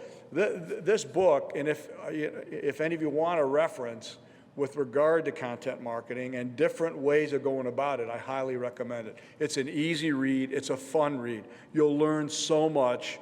You know, some things, you know, Scott's already doing, some things Brian's already doing. A lot of it is being able to, as a company, as part of your marketing or as your image, is being able to provide things to you, the person out there. What have I done for you lately? Something that you can use. You know, in a moment here, you'll see a few things that we're doing, but from this book, you know, I learned of how, I don't remember which of the hotel chains it was, I think it might have been Hilton, but they put up an app that would, you downloaded this app, and if you were traveling, you'd put in the location wherever you were traveling. And then it would tell you great restaurants and attractions to do and this, that, or the other thing. It was something that was useful to you. And then, you know, you have that, and the subliminal is that, oh yeah, I got that by way of Hilton. Good chance where you're going to book your hotel. A great way to get your message across. Additionally, as I mentioned, this year, 2014, I cut all our print advertising to zero. Naturally, there's a couple of trade publications who we've been working with for well over 20 years. They're not too happy with me right now. And these are people who, as people, have a lot of respect for. but I had to politely say, I need, think outside the box. Help me in this area. What they came back with really wasn't all that beneficial. So I moved that money into mechanisms that can provide a closer direct focus on the customer via social media. Yes, we've amped up Facebook presence, Twitter, YouTube. Our website is much more dynamic. We are in the past, once in a while we would be invited to be on a webinar about some technology. Now we're hosting them. We put them up, I think, for each of the brand names, at least one a month. We tried to have a much more stronger live streamed presentation from our trade show, which was 2-3 weeks ago in Las Vegas. We have a YouTube channel. You'll see something here, I'll have a picture of it, of an active promotional tour. Because in our industry, we came to realize that, trade shows, to attend them, now I'm not talking about me. I spend a lot of money to be there.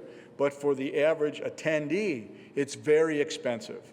You go to Las Vegas. Las Vegas isn't cheap anymore. Hotels are expensive.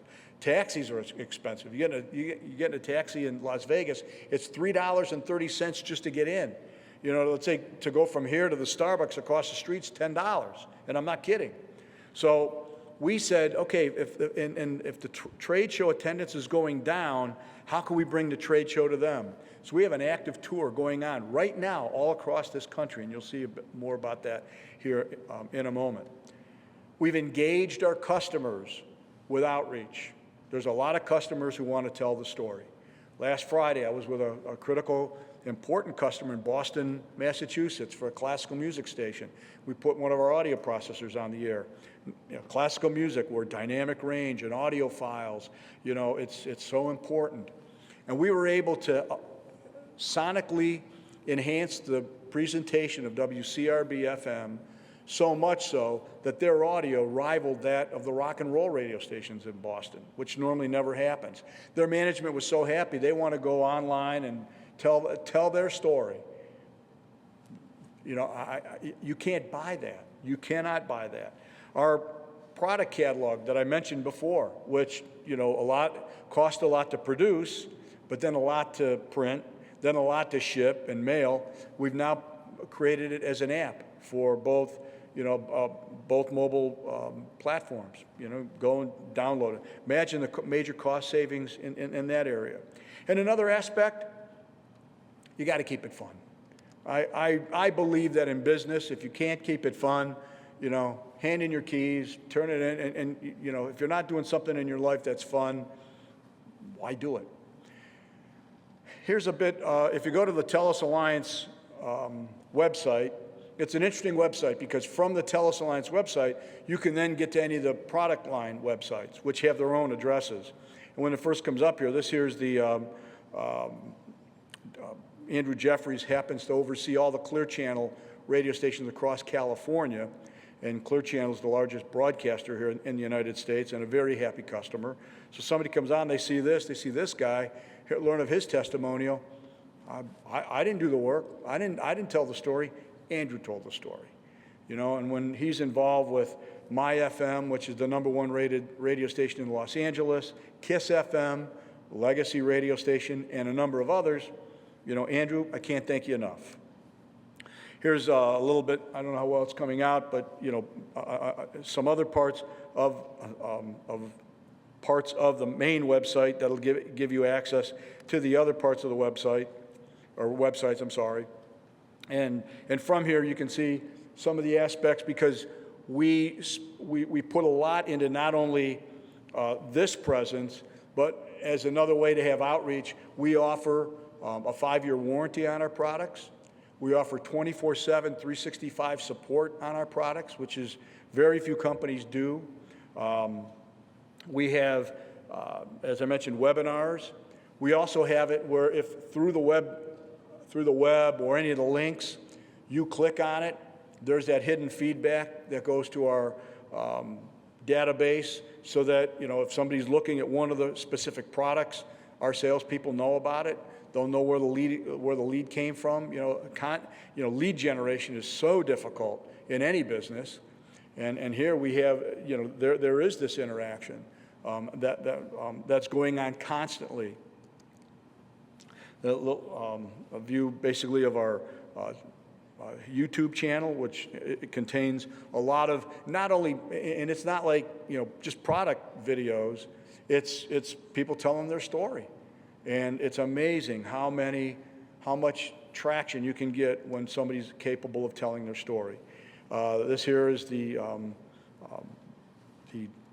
call it the Now catalog. It's imagine now all we have to do is, this is something that's very dynamic in the form of, yes, we produce it, but if there's some product enhancement, something that needs to change, we can just pop it into this app, get the app updated. That can be live immediately, as compared to once you've committed to print, you're committed. You're not going to go send out X number of updates, based on product or pricing or things of that nature. So, that's been very beneficial for us. And within our little marketplace, that's, we're one of the first. I mentioned about a tour. We created something called the Broadcast Audio Fanatics Tour. We equipped this really nice Mercedes-Benz van. We've got a couple of young buck kids that came out of college that wanted to get involved in the worst way with the technical aspects of broadcasting. We started it last year. They've covered the United States from here to the West Coast and back. They're doing it again. And the beauty here is they're going to markets where the personnel in those markets, medium and smaller markets, they're not able to go to a trade show. They're not able, they may read about it on the web or through, if they are some of those minimal eyeballs that are looking at trade magazines, or they hear about it from one of their friends. Now they're seeing it. We've come into their town. We brought it to them. That's outreach. People remember that. They go in, they may go to a couple of radio stations, take some guys out to lunch, or they'll have, a lot of markets, they'll have like a local broadcast engineering group where they'll get together once a month. We try to coordinate with that. Our guys come in, you bring a bunch of pizzas, some soda, maybe some beer, what have you. You hang out. And one of the things we've tried to do to augment this is I'll pick a handful of sites and I'll just show up. Not to say, hey, have you tried this product? Just to hang out. Just to shake the hands of the people that are either going to try our products or have purchased our products.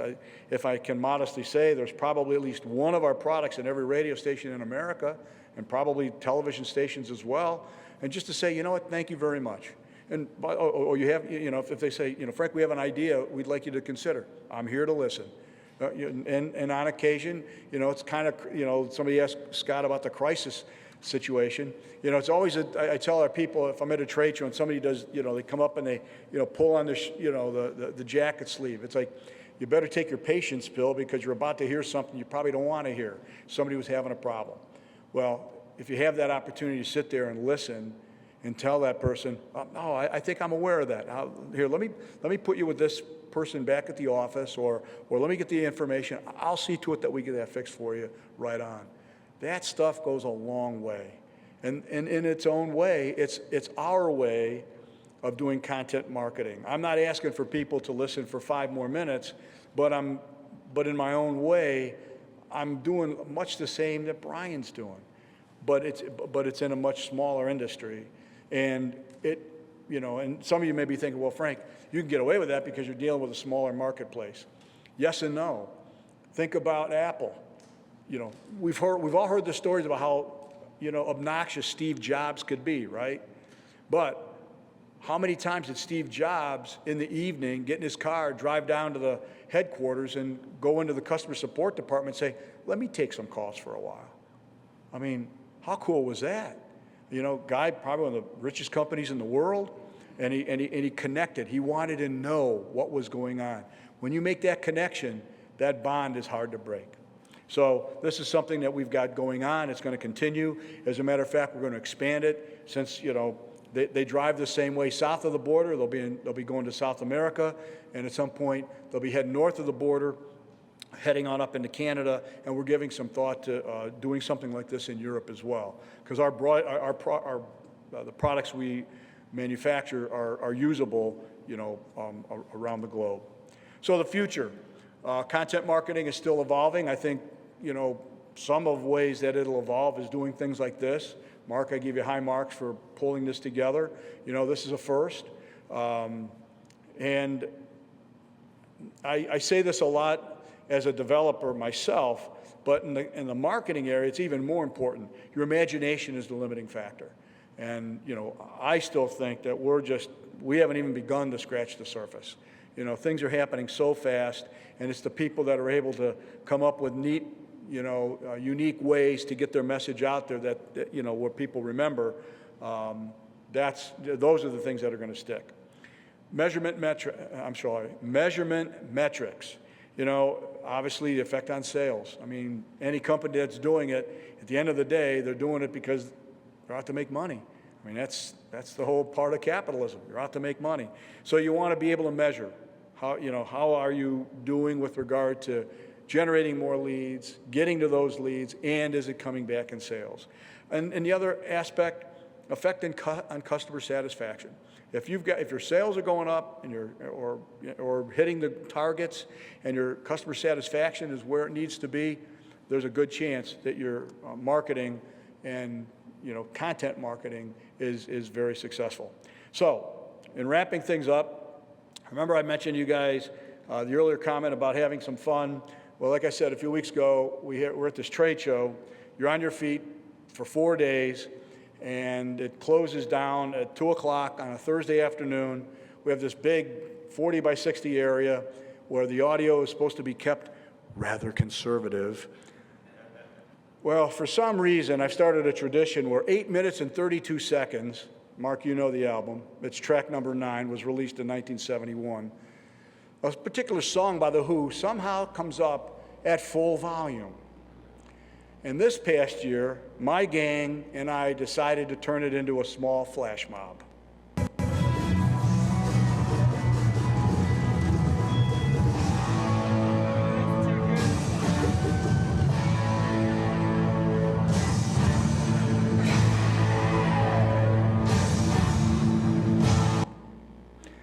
Having fun is very important.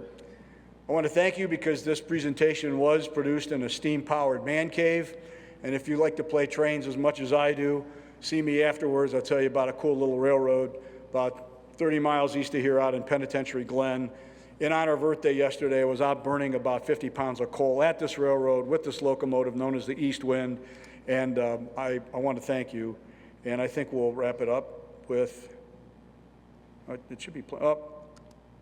You're going to hear about how everything went to 11. So hopefully this presentation was on a scale of 1 to 10, hit an 11 for you, and I want to thank you.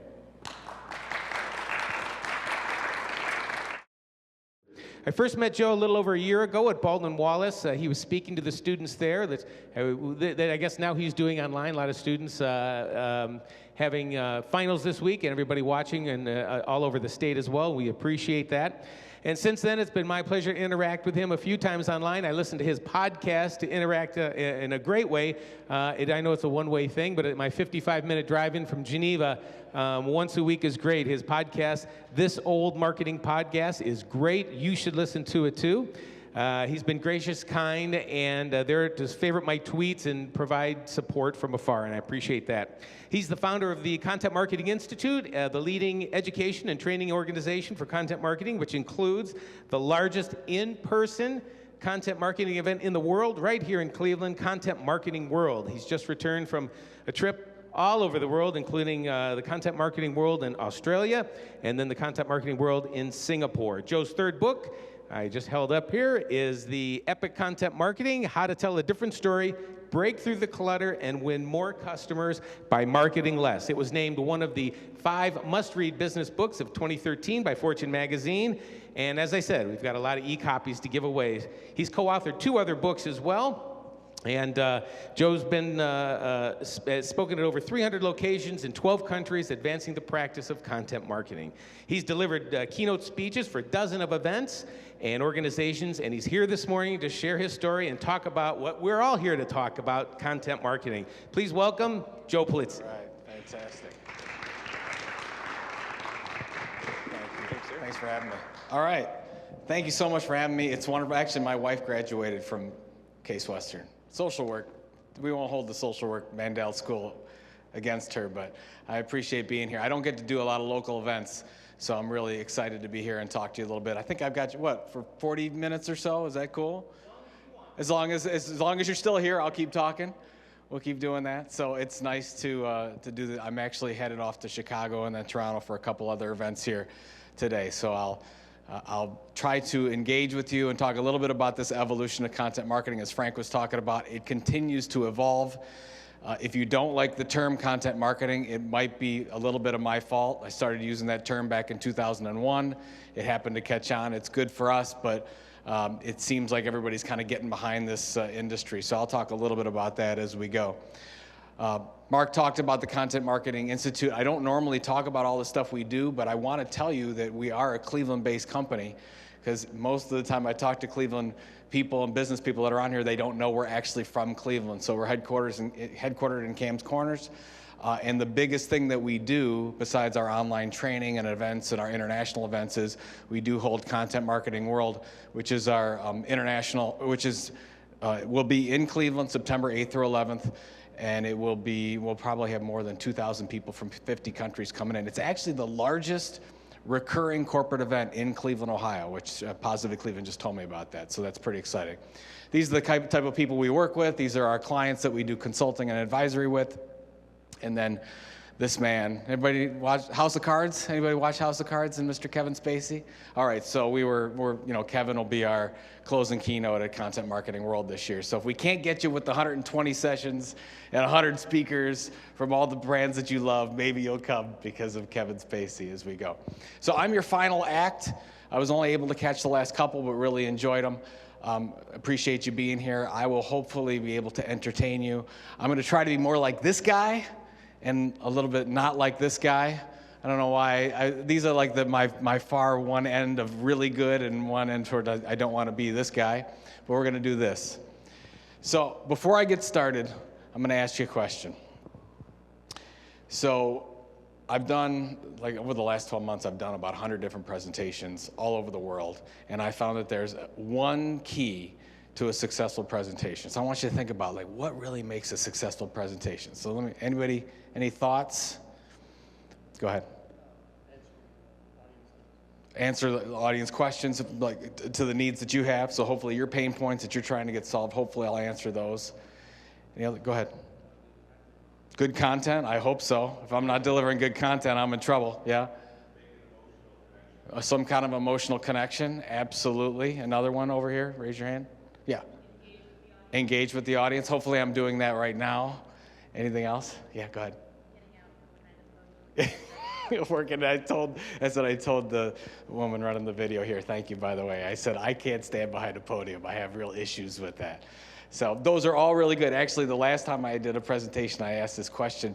Somebody said, is brief. And I said, thank you very much. Good night. It's been wonderful. Actually, those are all really good and really important, but there's actually one thing that overrides all that, and it's setting low expectations. Now you laugh, but it's absolutely true. Setting low expectations is the key. As I've talked with more people and done all these events, and of course we run events with hundreds of speakers and whatnot, what the expectation somebody comes in with is directly relevant to how they're going to judge what they got out of that presentation. So here's my goal for you. So I'm going to set the expectations for you.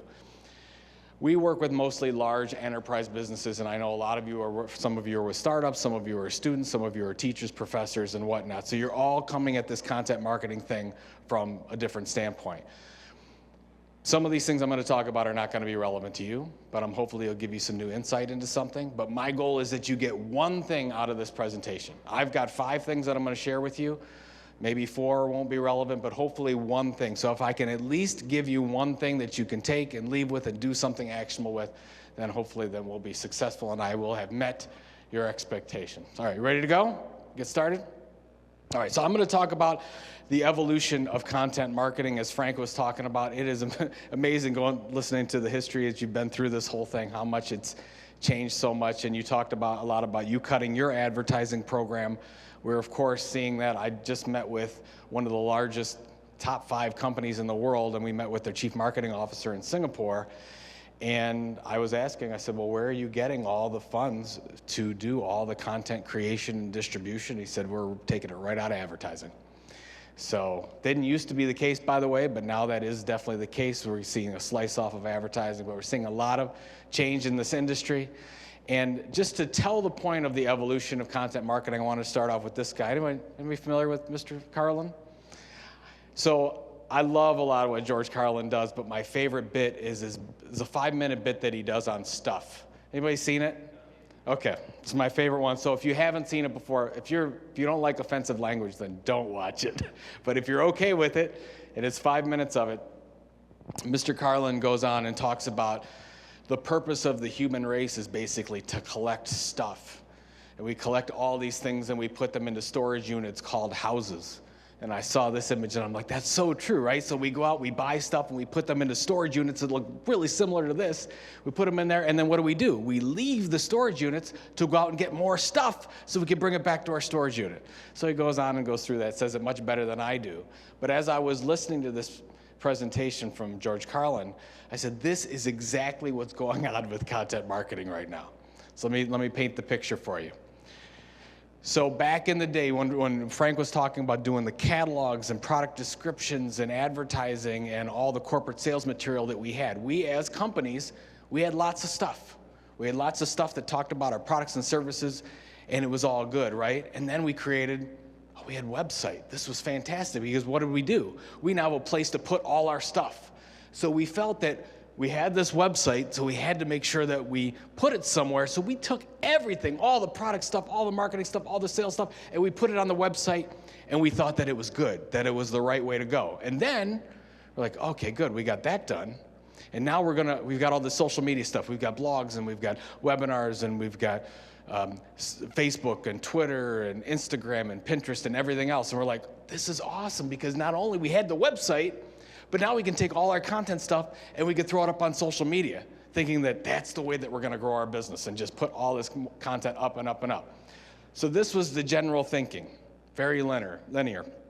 We said, okay, we have all these distribution channels now. We have all this stuff that we want to sell. We're going to take all this stuff and then we're going to try to then create customers from it, create some kind of customer behavior, either keep or retain customers or create a new customer in some way by putting out all our corporate stuff. But of course, that doesn't work, right? Because nobody cares about our stuff. I picked this one out. I love this one. Nobody cares about us, nobody cares about our products, and nobody cares about our services. So this was the one main offense that most brands that are creating all this content stuff or think they are, they think is relevant, they think is educational, and they're putting out, the thing that I think is funny is when you see basically, look at somebody's corporate Twitter feed, and they're all like press releases, like that's actually going to work, and anybody cares about that stuff. But that's most of the companies we go in and talk to, about 90% of the stuff that they consider as content marketing is stuff talking about themselves. So this is really where we're at. I've seen content marketing evolve so much, but in a lot of cases, we're still at a very basic level. Okay, so this is a problem, right? So then, it's like, oh my gosh, now we can do content marketing. What Frank was talking about with Jay Baer's book, about being more useful, about being more interesting.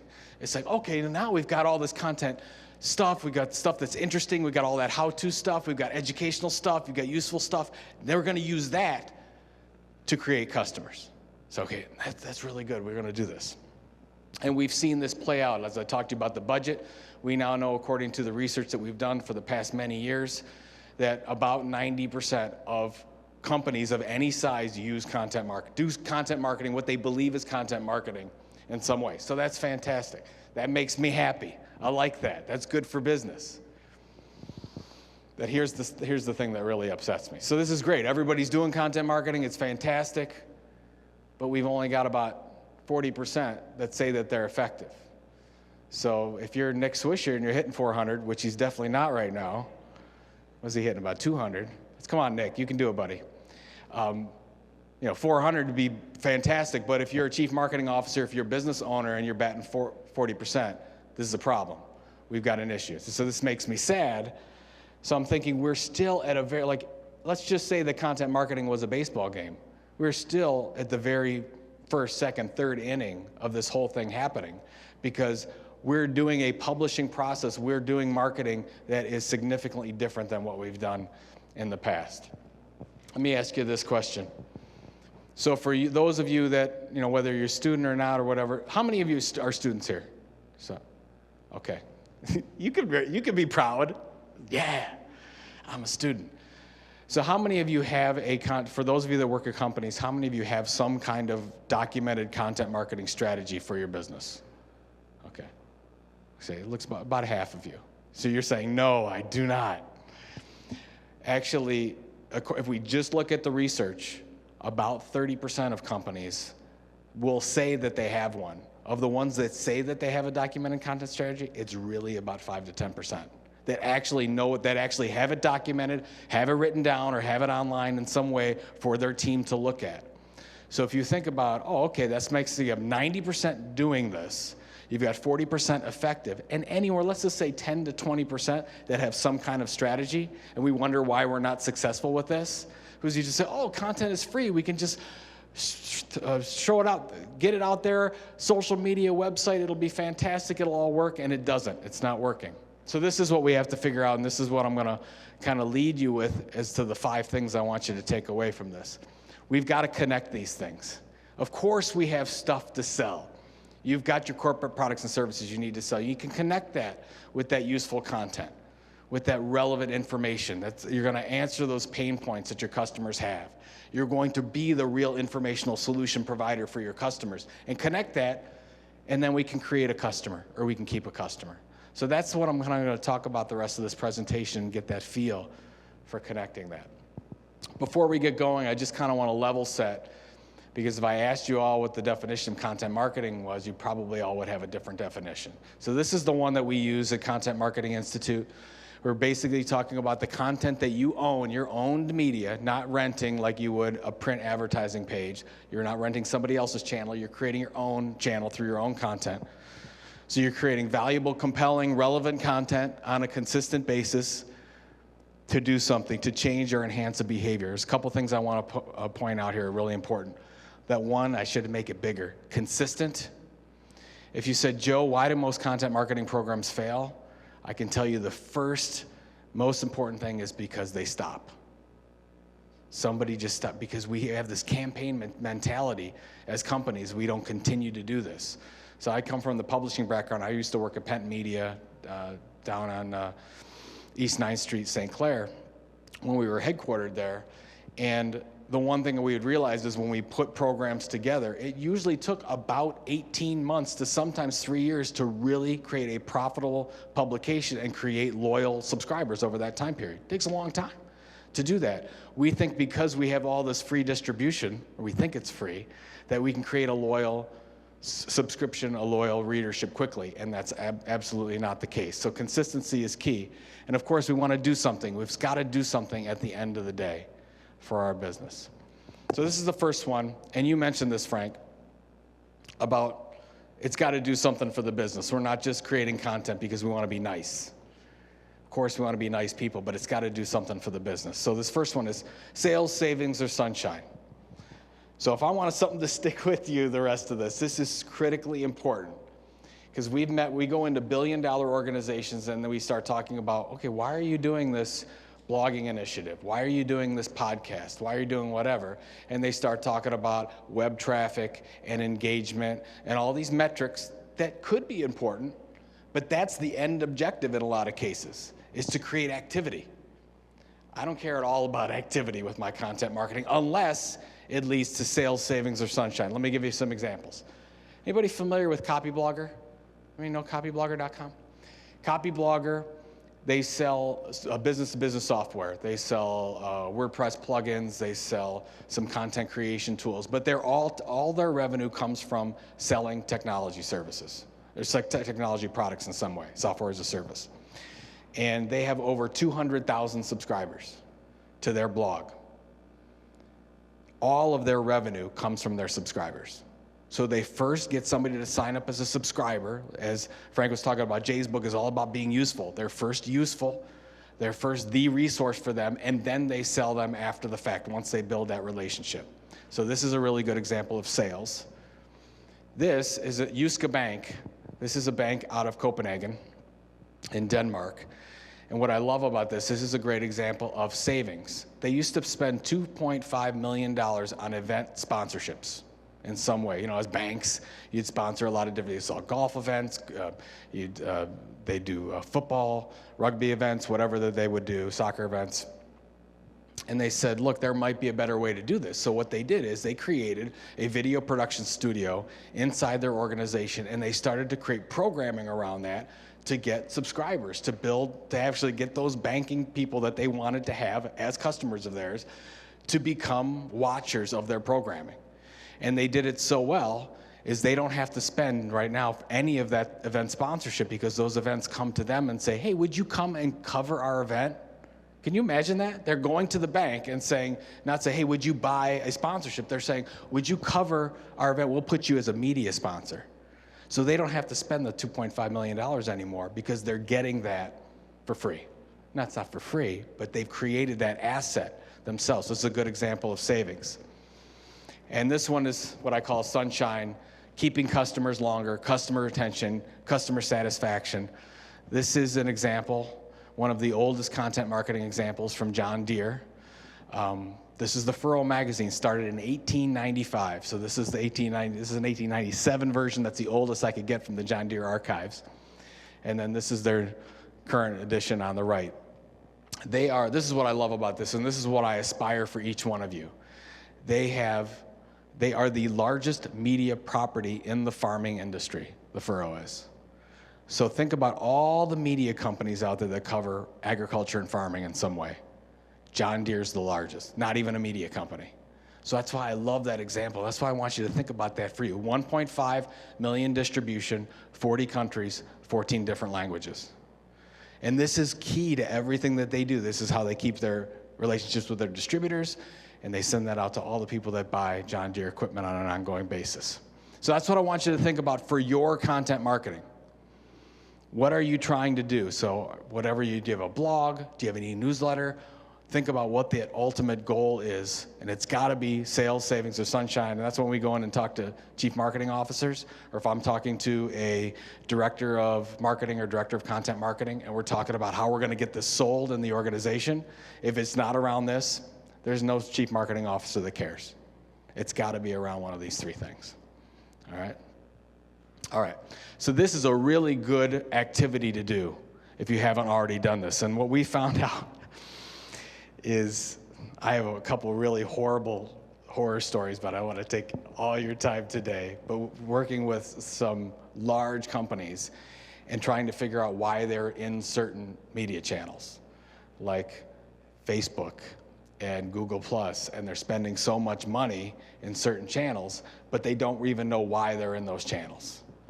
So what I want you to do for your organization, for your business, or wherever you're at, even personally, if you're a student and you're trying to figure out for my personal, how I want to get a job, or what I want to do, or the startup that I've got, just put a big Y at the top, and then all the way down the side, list all the channels you create content for. Your website, your blog, anything on social media, a podcast, a webinar, YouTube, whatever the case is. List all of them. And you have to then go through the exercise with you and your team and come up with the why. I guarantee you that most of you would not have a why for each one of those. And that's okay. But figure out the ones that you don't have a why for. Let's know that that's in progress. We've got to figure out why are we on Facebook? You're a B2B industrial supplies company. Why are you on Facebook? I don't know. Maybe you shouldn't be on Facebook. Maybe you shouldn't be on Google+, since they're tearing down Google+, and I can talk about that in a little bit. All right.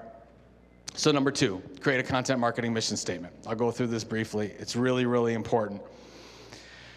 So the number one, anybody come from a publishing background? No? It's okay. Publishing background? Thank you.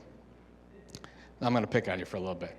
So when if somebody's starting a publishing end, let's say if you've done a startup product, like you're starting a magazine or a newsletter or an online property in some way, and you meet in that first meeting, what's like the first thing you set? And you come into that meeting and you come up with it and you say, okay, what are we doing? What's the first thing that you normally do? For creating the publication. But before you get a story budget, do you talk about what the story's about, why we're doing this in the first place? You have a vision statement of some kind. So I've been involved in about 30 or 35 different publishing startups. And the first thing when we go in is say, what's our editorial mission? Get everybody on the same page with what we're doing it. Who's the audience? What are we trying to do at the end of the day? What's our differentiating statement? So this is just a basic 101 publishing thing that you do. Like you didn't even think about it because of course you'd come and okay, why are we doing this in the first place? What is our editorial mission statement? Do you know what, on the marketing side, it's never done. Nobody ever has a editorial mission statement, what I would call a content marketing mission statement. So what we've got to figure out is, what is yours? Why are you doing this in the first place? What separates you from everyone else out there? I'm going to give you a couple of examples. So this is HomemadeSimple.com. Anybody know who creates this, HomemadeSimple.com? Anybody seen this before? Do you know who? Okay. So you're a regular on the site, checking out recipes. I like it. This is HomemadeSimple.com. If you look at it, you might say, oh, maybe it's a Martha Stewart or a Real Simple magazine or something like that. This is actually Procter & Gamble. And what I love about this from a consistency standpoint, they've been doing this since 2003. So for over a decade, they have now more than 10 million people signed up to get regular recipe updates, organizational tips for the home updates from Procter & Gamble. How'd you like that? Say, yes, Procter & Gamble, please send me your sales information. It's marketing so good, it's not marketing, right? That's why they're doing it. So they started with what we call a content marketing mission statement, and here it is. So that's their goal. Like, why are we doing this? So it's so important because setting a content marketing mission statement is more important for what you're not going to do. So what am I not going to do here? I'm not going to do any recipes that take like 6 hours because it doesn't go to the mission. I'm not going to talk about anything that I would like. I'm not the target of this. So we've got to focus on that, and that helps us get targeted, right? So here's a couple other ones from Procter & Gamble. I don't spend a lot of time on this site. This is beinggirl.com, also a Procter & Gamble site. I have two boys, they're 11 and 12, and some of these scare me actually, so I wouldn't click on all these things. But anyways, they have a content marketing mission statement, and here it is, right? So this formulates what the content is going to be. Here's another one from Procter & Gamble. I'm much more comfortable on this site. This is manofthehouse.com. I don't know if you can see that one. It says 5 weird facts about your wife's brain. I love that article. That was fantastic. Shared it with all my friends. But here's their content marketing mission statement for this one. Anybody, ladies, you want to take a guess on what the content marketing mission statement would be for this one? No? I'm going to put you on the spot. Helping men interact better with their families. That's actually very close. Here it is. See, this is an impossible content marketing mission. This can't be done. You can't do this. Now, actually, the reason I jest a little bit about this one, but the reason why I show this, outside of the fact that I think they needed to focus on their content marketing mission statement a little bit more, but they killed this after about 18 months. This site doesn't exist anymore. But this is the kind of mentality we're in because we're expecting that, oh, hey, if this isn't successful in 6 to 12 months, it's dead. But that's not the publishing environment we're in today. We've got to take time to build a loyal relationship with audiences through content, and sometimes it doesn't happen overnight. It usually doesn't. So we've got to get out. But it's tough to sell this. This is why we're not set up to sell this very well in big corporations, because most of the time campaigns are about 9 to 12 months, and that's a long campaign. Well, that's what their budgets are for. So this goes outside the campaign. That's why it's very tough to get these things funded in a lot of cases. Here's a B2B example. This is a small B2B manufacturing company called Indium. They manufacture industrial soldering equipment that goes together. I love this because they have, anybody work with engineers at all? You work with engineers? You work with everybody. So don't you love working with engineers? It's just the prose just comes right out. It's so easy for them to write. They have 17 engineers that write full-time on this blog right now. They have a managing editor that oversees that and helps them tell that story. But this has totally changed their entire marketing. When they started this from 12 months later, they increased their qualified leads online by about 600%. They've got this content marketing mission statement now all the way through their company. They've really taken it because now the engineers have really seen that they're reaching the end users. It's making an impact in the organization. And this is what I love. This is focus.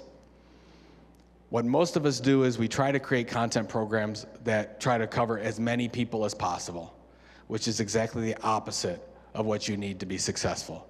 I want you to focus on the smallest niche you could possibly be, because I want you to keep asking the question, where can we be the leading expert in the world from an informational standpoint? And if you keep going, like let's say you say, oh, we're in the pet supplies business. Well, there's Petco, there's PetSmart throwing billions of dollars at pet supplies. It's gonna be very hard to be the leader in pet supplies. But if you said, oh, I wanna be the leader for elderly Americans in the Florida area that like to travel in an RV with their dogs. Now that's something that I could, by the way, there's a magazine called RVs and Dogs that covers that. Believe it or not, it's true. But that's what we're thinking about. That's the kind of targeting that we have to have, because there's so many other options out there for our customers. But I love this because they're just focusing on answering industrial soldering questions. For engineers, that's all they do. That is their focus. So they can become the leading informational expert. All right, so I want you to think about that for your business. 3 parts of this. I'm going to use Inc.'s magazine. I don't know if you all get Inc. I love Inc. magazine. I get it religiously, read it cover to cover. There's 3 different parts when you're creating this for your organization. One is, who is the core target audience? Really figure it out who that is. For Inc., it's small business owners, entrepreneurs. But who is your target? Then what are you going to deliver? Are you going to deliver your sales information? Are you going to deliver something that's truly useful? In this case, it's useful information, advice, insights, and resources. And the last part is, what is the outcome? And this is the most important thing. So when you're creating your editorial calendar, after each piece of content that you create, let's say you're going to do a blog post, at the end, you have to have in that spreadsheet, what is the outcome for the customer? What do you want them to get out of it? And it should all align with your mission statement in some way. So in this case, it's for running and growing their businesses more profitably, growing their businesses in some way. So if you read a piece of content from Inc., that's going to either help me be more profitable or grow revenue. That's it. They're not talking about like what we do bait and switch as companies all the time. We're like, we're not gonna pitch in our product in some way at the end or do that nice soft sale. Or they're not gonna say, oh, but you should come to our events or and you should buy advertising in Inc. magazine. They're not doing that. Very, very pure. And that's what we as marketers are very bad at, doing that. So focus on what that outcome is and list that for every piece of content you have. All right, so I've got 3 more I'm gonna cover really quickly, but I think they're really, really important. This one has been getting a lot of news lately and is so important, and I've seen some of the customers we work with basically lose multiple millions of dollars because of what they've done. And I'm going to do a couple of examples here. So Facebook.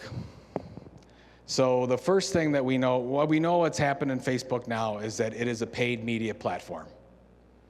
All the changes they made, if you're a brand and you want to get noticed on Facebook, pretty much you got to pay for it now. From the stats that we've been seeing, it's anywhere around 10% of organic stuff has been showing over the, let's say, the last couple months. So the post that a brand posts, 10% or less. What we see that in some brands, they're saying it's 1% to 2%, and it's probably going to go down to 0. So what we've seen is some of the customers, they have millions and millions of followers that they've gathered and they paid for and they've worked for to create subscribers on that platform, and now none of them are going to see it. Why? And by the way, Facebook can do that. It's their platform. But we put all that faith into that platform and building our subscribers on their land, not on our land, and now we have no control over that. So all I'm saying is, from your standpoint, hey, just like for our business, I want to get more Twitter followers. I want to get more Facebook fans. I want to get followers on Twitter, on Instagram. Those things are important, but they're important to drive people to my main subscription source, which is on my website. And I'll talk about that in a second. So if you just have subscribers on other platforms, that's a problem, because those people can turn off the switch tomorrow and say, oh, I'm sorry. LinkedIn, I've got a lot of followers on LinkedIn. They could just say, oh, sorry, you don't have access to those followers anymore because we said so. And that's exactly what Facebook is. I put Google Plus on here because just 2 days ago, there was announcements that the Google Plus team from Google they're moving all that staff on new projects. So they think that what's coming is that Google Plus is going to either be no more or they're going to do something else with it. All that I know is they're taking the really smart people off of that project and putting them somewhere else. So it's the same thing for Google Plus. You put all this energy into a social platform from your content standpoint, and then it's gone. All right. I'm not going to. So basically, I want you to focus on subscription as your key metric. So for us, what we know, like I talked about the copy blogger example, where 100% of his sales come from subscribers. So for us, it's 80%. So we know that when we look at all our data and all the people that buy stuff from us, 80% of those people were subscribers first for a 6-month period. And we know that because we have the data and we can go on. So we talked about the copy blogger one. Craft Food and Family, 1.5 million subscribers. These are paid subscribers, believe it or not. Larger than Food and Wine magazine. Think Money magazine from TD Ameritrade. What I love this is that they send this to their current customers, and what they found out is the people that they did an A/B test, and the people that get this magazine versus those that don't trade 5 times as much. Isn't that a great stat? It's like, wow, that's real dollars that they can say that makes a difference. It took them a while to get there. It took them about 6 years to get there, but it works out really well for them. So what I want you to think of as you're building your subscriber strategy, building content that's so critical. Let's say you want to do an email newsletter, or you want to do a daily blog subscription of some kind. What I want you to ultimately find out from your metric is what's the difference between those people that subscribe to my content and those people that don't. That's your sales savings or sunshine. That's where you really find the difference as a key metric. All right. So you're like, okay, Joe, I'm going to create all this content. It's fantastic, but I have no audience. And most of us will start out, we don't have an audience. So you either have to pay significantly for that audience, so you'd have to pay on Facebook, on Twitter, on different ads to get people to that audience, or you can grow it organically. So I'm going to show you an organic way to grow this by building an influencer list. So this is something that we did, we used in our company. I'm hoping you could steal this because it works really well, and we've had quite a few customers use this, and it's worked really well for them as well. So the first thing is you create your influencer list. So an influencer list to me is, where are my customers hanging out if they're not on my site? Think about that for example. Where are your customers right now if they're not on your website? Now, do you have a list of that? Anybody have an influencer list like that? See, most people don't. But now here's another to-do for you. So go ahead and put that list together. And you can use Google Alerts. You could check out the different media platforms that are out there. You could use Twitter hashtags. You could find that list pretty easily. You can use Cloud if you want to. Get that list together. And don't, like we started with about 40. You could start with 5 to 10. Just start with 5. It could be other bloggers. It could be media companies. It could be associations. However those people are. But just go ahead and put that list together. Great. You've got the list started. Fantastic. Then we're going to do a social sharing program all about giving back to those people. So let's say you have those 5 people. So what I want you to do in whatever your social promotion program is, whether that's on Twitter or Facebook or whatever, let's use Twitter because it's easy to use as an example. I want you to figure out how you're going to share back with those people so that you can get their attention and start growing relationships with them. So we use the 411 formula, if you will, is the easiest way to do it. I'm going to start from the right. So in your head, I want you to think about how you use Twitter. So for every 6 tweets that you put out, not responses, just plain old tweets, or you're promoting some piece of content, this is the way that we can do it.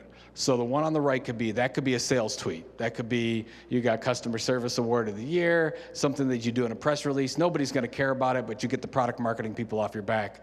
Great. That's your one tweet. The one in the middle is your content marketing. That's your educational blog post. That's your 5 tips to how to whatever you're going to do that's going to be interesting and informational. And then the other 4, you're sharing that influencer content. Those are those 5 people that you're in that rotation sharing their content. If you just do it once or twice, they're not going to pay attention. If you do it every day, every other day, you will start to build amazing relationships with these people. So what's happened to us is that list that I showed you, we now have really good relationships with just about all those people because we were doing that. So we went into this program, we did this, and then we bake them into our content. So I want you to, let's say you do an ebook, and we put this ebook together. We've done this 3 times. First one in 2009. We took those influencers and we put them in here as examples, and we linked out to them and we promoted them. And I went to Jay Baer. Jay was in that. I said, Jay, hey, you're on page 9. We linked out to you, and you know what Jay did? Jay immediately shared it with his audience. We didn't have the audience. At that time, we only had about 3,000 subscribers. We did not have a large audience, but all our influencers had a huge audience. So we were able to get over 50,000 downloads in about a week of this just because they were promoting it out there. So we had 26 of the 40 examples, we had 26 influencers that we promoted their information. How many of those influencers do you think shared it out with their audience? Take a guess. You said all of them? It was actually 24. But the other 2 we don't talk to anymore because we don't like them. They don't share. No, but you get the point, right? I mean, you're not going to get all of them, but it worked really, really well, and we keep doing that today. Okay, so now you're getting the traffic in because you're sharing. People, they'll start to share your content, but you've got to then acquire the name. You've got to actually build your subscriber database. So when I started the blog, it was just my blog back in 2007. I didn't have any kind of subscription process at all. I'm just sharing content. But at the end of the day, what I didn't realize, now I know that more than 80% of the people that come to your site to engage in a piece of content, they'll never come back again. I've got to figure out how do I get their attention quickly, engage with them quickly, get their attention quickly to make sure we get that subscriber. So we changed everything to make sure that the calls to action go to some kind of subscription package. Social proof, your friends are doing it, it's great, and you get a free documented content marketing strategy kit, great. We did that, and then we did that. Anybody like pop-ups? Anybody like to get pop-ups? Nobody likes to get pop-ups, right? So what we did was we added this pop-up about 2 years ago. It's actually a pop-over. And I was really against it because I'm a pure content marketing person. I don't want to put any block in front of it. But then when I realized that over 60% of our subscribers now come in through this form, and they also, this is the better part, they also become some of our best subscribers. They actually buy more than people that subscribe through other ways. Now I love this. So, and I don't know how long this is going to last because a lot of people have picked up on this popover. You get a lot of them now, so we've got to figure out what the next thing is. But we've got to figure out, once we get them on site, we've got to get them as subscribers so we can continue that conversation with them in some way. All right. SlideShare, which is owned by LinkedIn. How many people use SlideShare? Anybody use SlideShare? Not as many people. SlideShare is the YouTube for PowerPoints. It is owned by LinkedIn. There's about 70 million people a month that go to SlideShare. It is incredibly valuable. If you have any type of visual content that you're trying to get out and get shared, SlideShare is a great way to do it. By the way, it's also in feed in your LinkedIn. So when you link it up to your LinkedIn and somebody sees that feed, they'll see your presentation right in their feed, and they can actually view it in feed. What I love about this is you can use this. This is our second best subscriber generator, is through SlideShare. So they can go to this as my Epic Content Marketing SlideShare. It's like, great, whatever. They're going through it. It's completely free. And then there's 2 ways you can do it. You could hit them with a pop-up that they can skip out and go, they get all the content for free, but you can say, hey, you're going to interrupt them and say, hey, do you want this? Or if they want to download, you could not do this, and if they want to download it, you can then ask them for their name, which we just switched to and seems to be working a little bit better, but you can test it out yourself. So we don't use the popover anymore. We use if they click the save, then we get their information that way and say, hey, do you want to get more great content marketing information? We'd love to get you to sign up and share more stuff. If they really want it, everybody knows, right? They know what you're trying to do. But if it's really good information, I think most people subscribe if they really want that information. All right, this is the last one.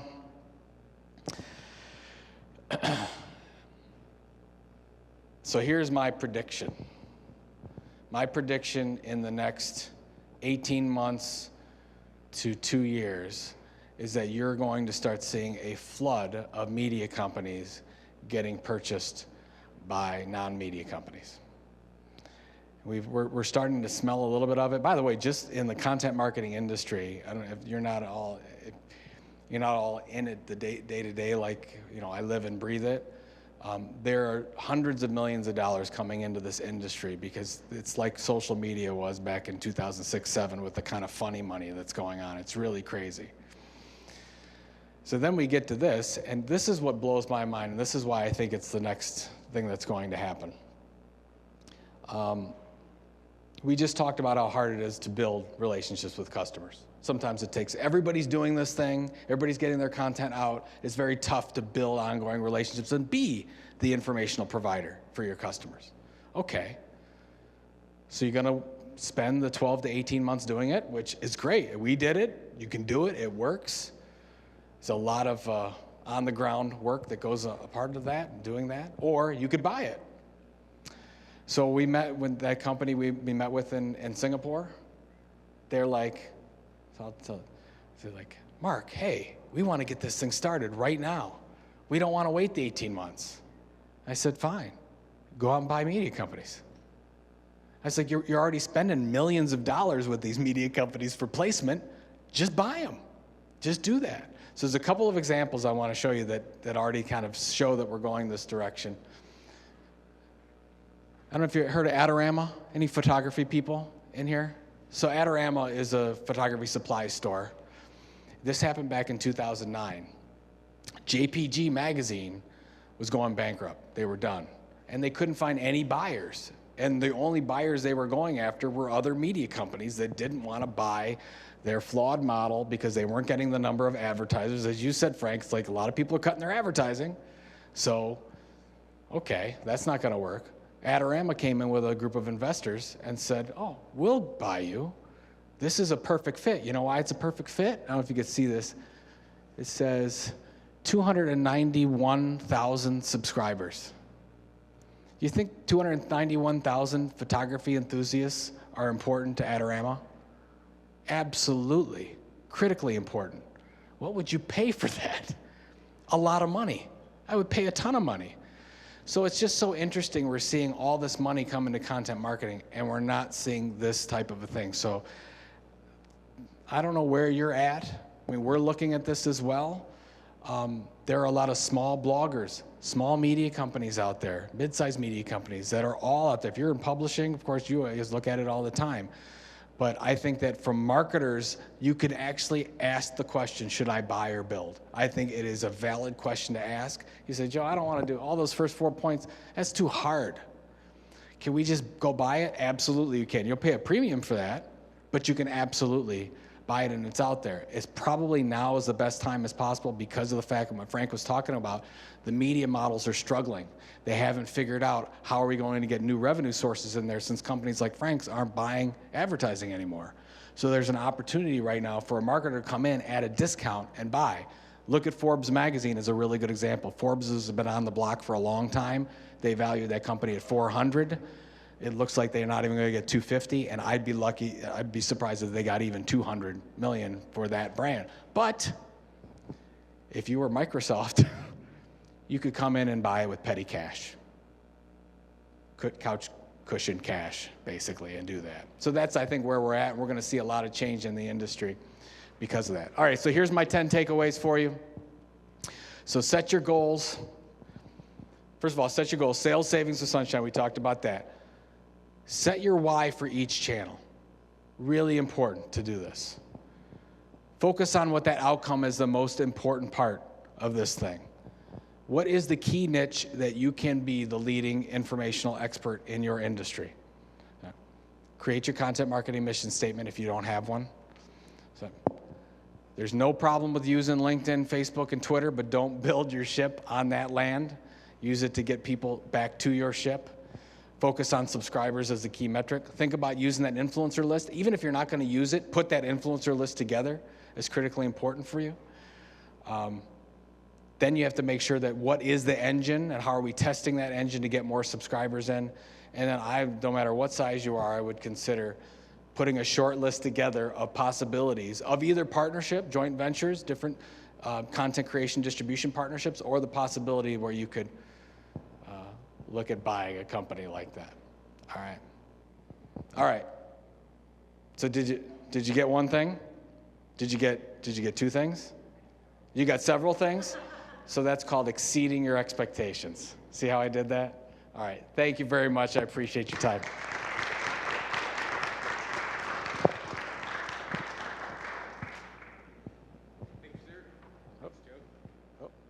Thank you, Joe, very much, sir. We appreciate you coming out. got it. And Thank you. on his way to Chicago. Ladies and gentlemen, one more time, Joe Polizzi. Thank you very much. Well, I wanted to thank everybody for coming out this morning. We had a blast. Thanks to all of our speakers. Thanks to my buddy Frank, my brother Scott, my good buddy Brian Turner from coming in from Minneapolis. Thank you to Matt Strayer. And thank you, Joe, very much. I really appreciate it, my friend. Oh, yeah. Thank you so much. Have a great day, everybody. And we'll be down in the Jolly Scholar with some of the speakers if you'd like to come down for lunch and say hi. And please, have something to eat. Thank you very much.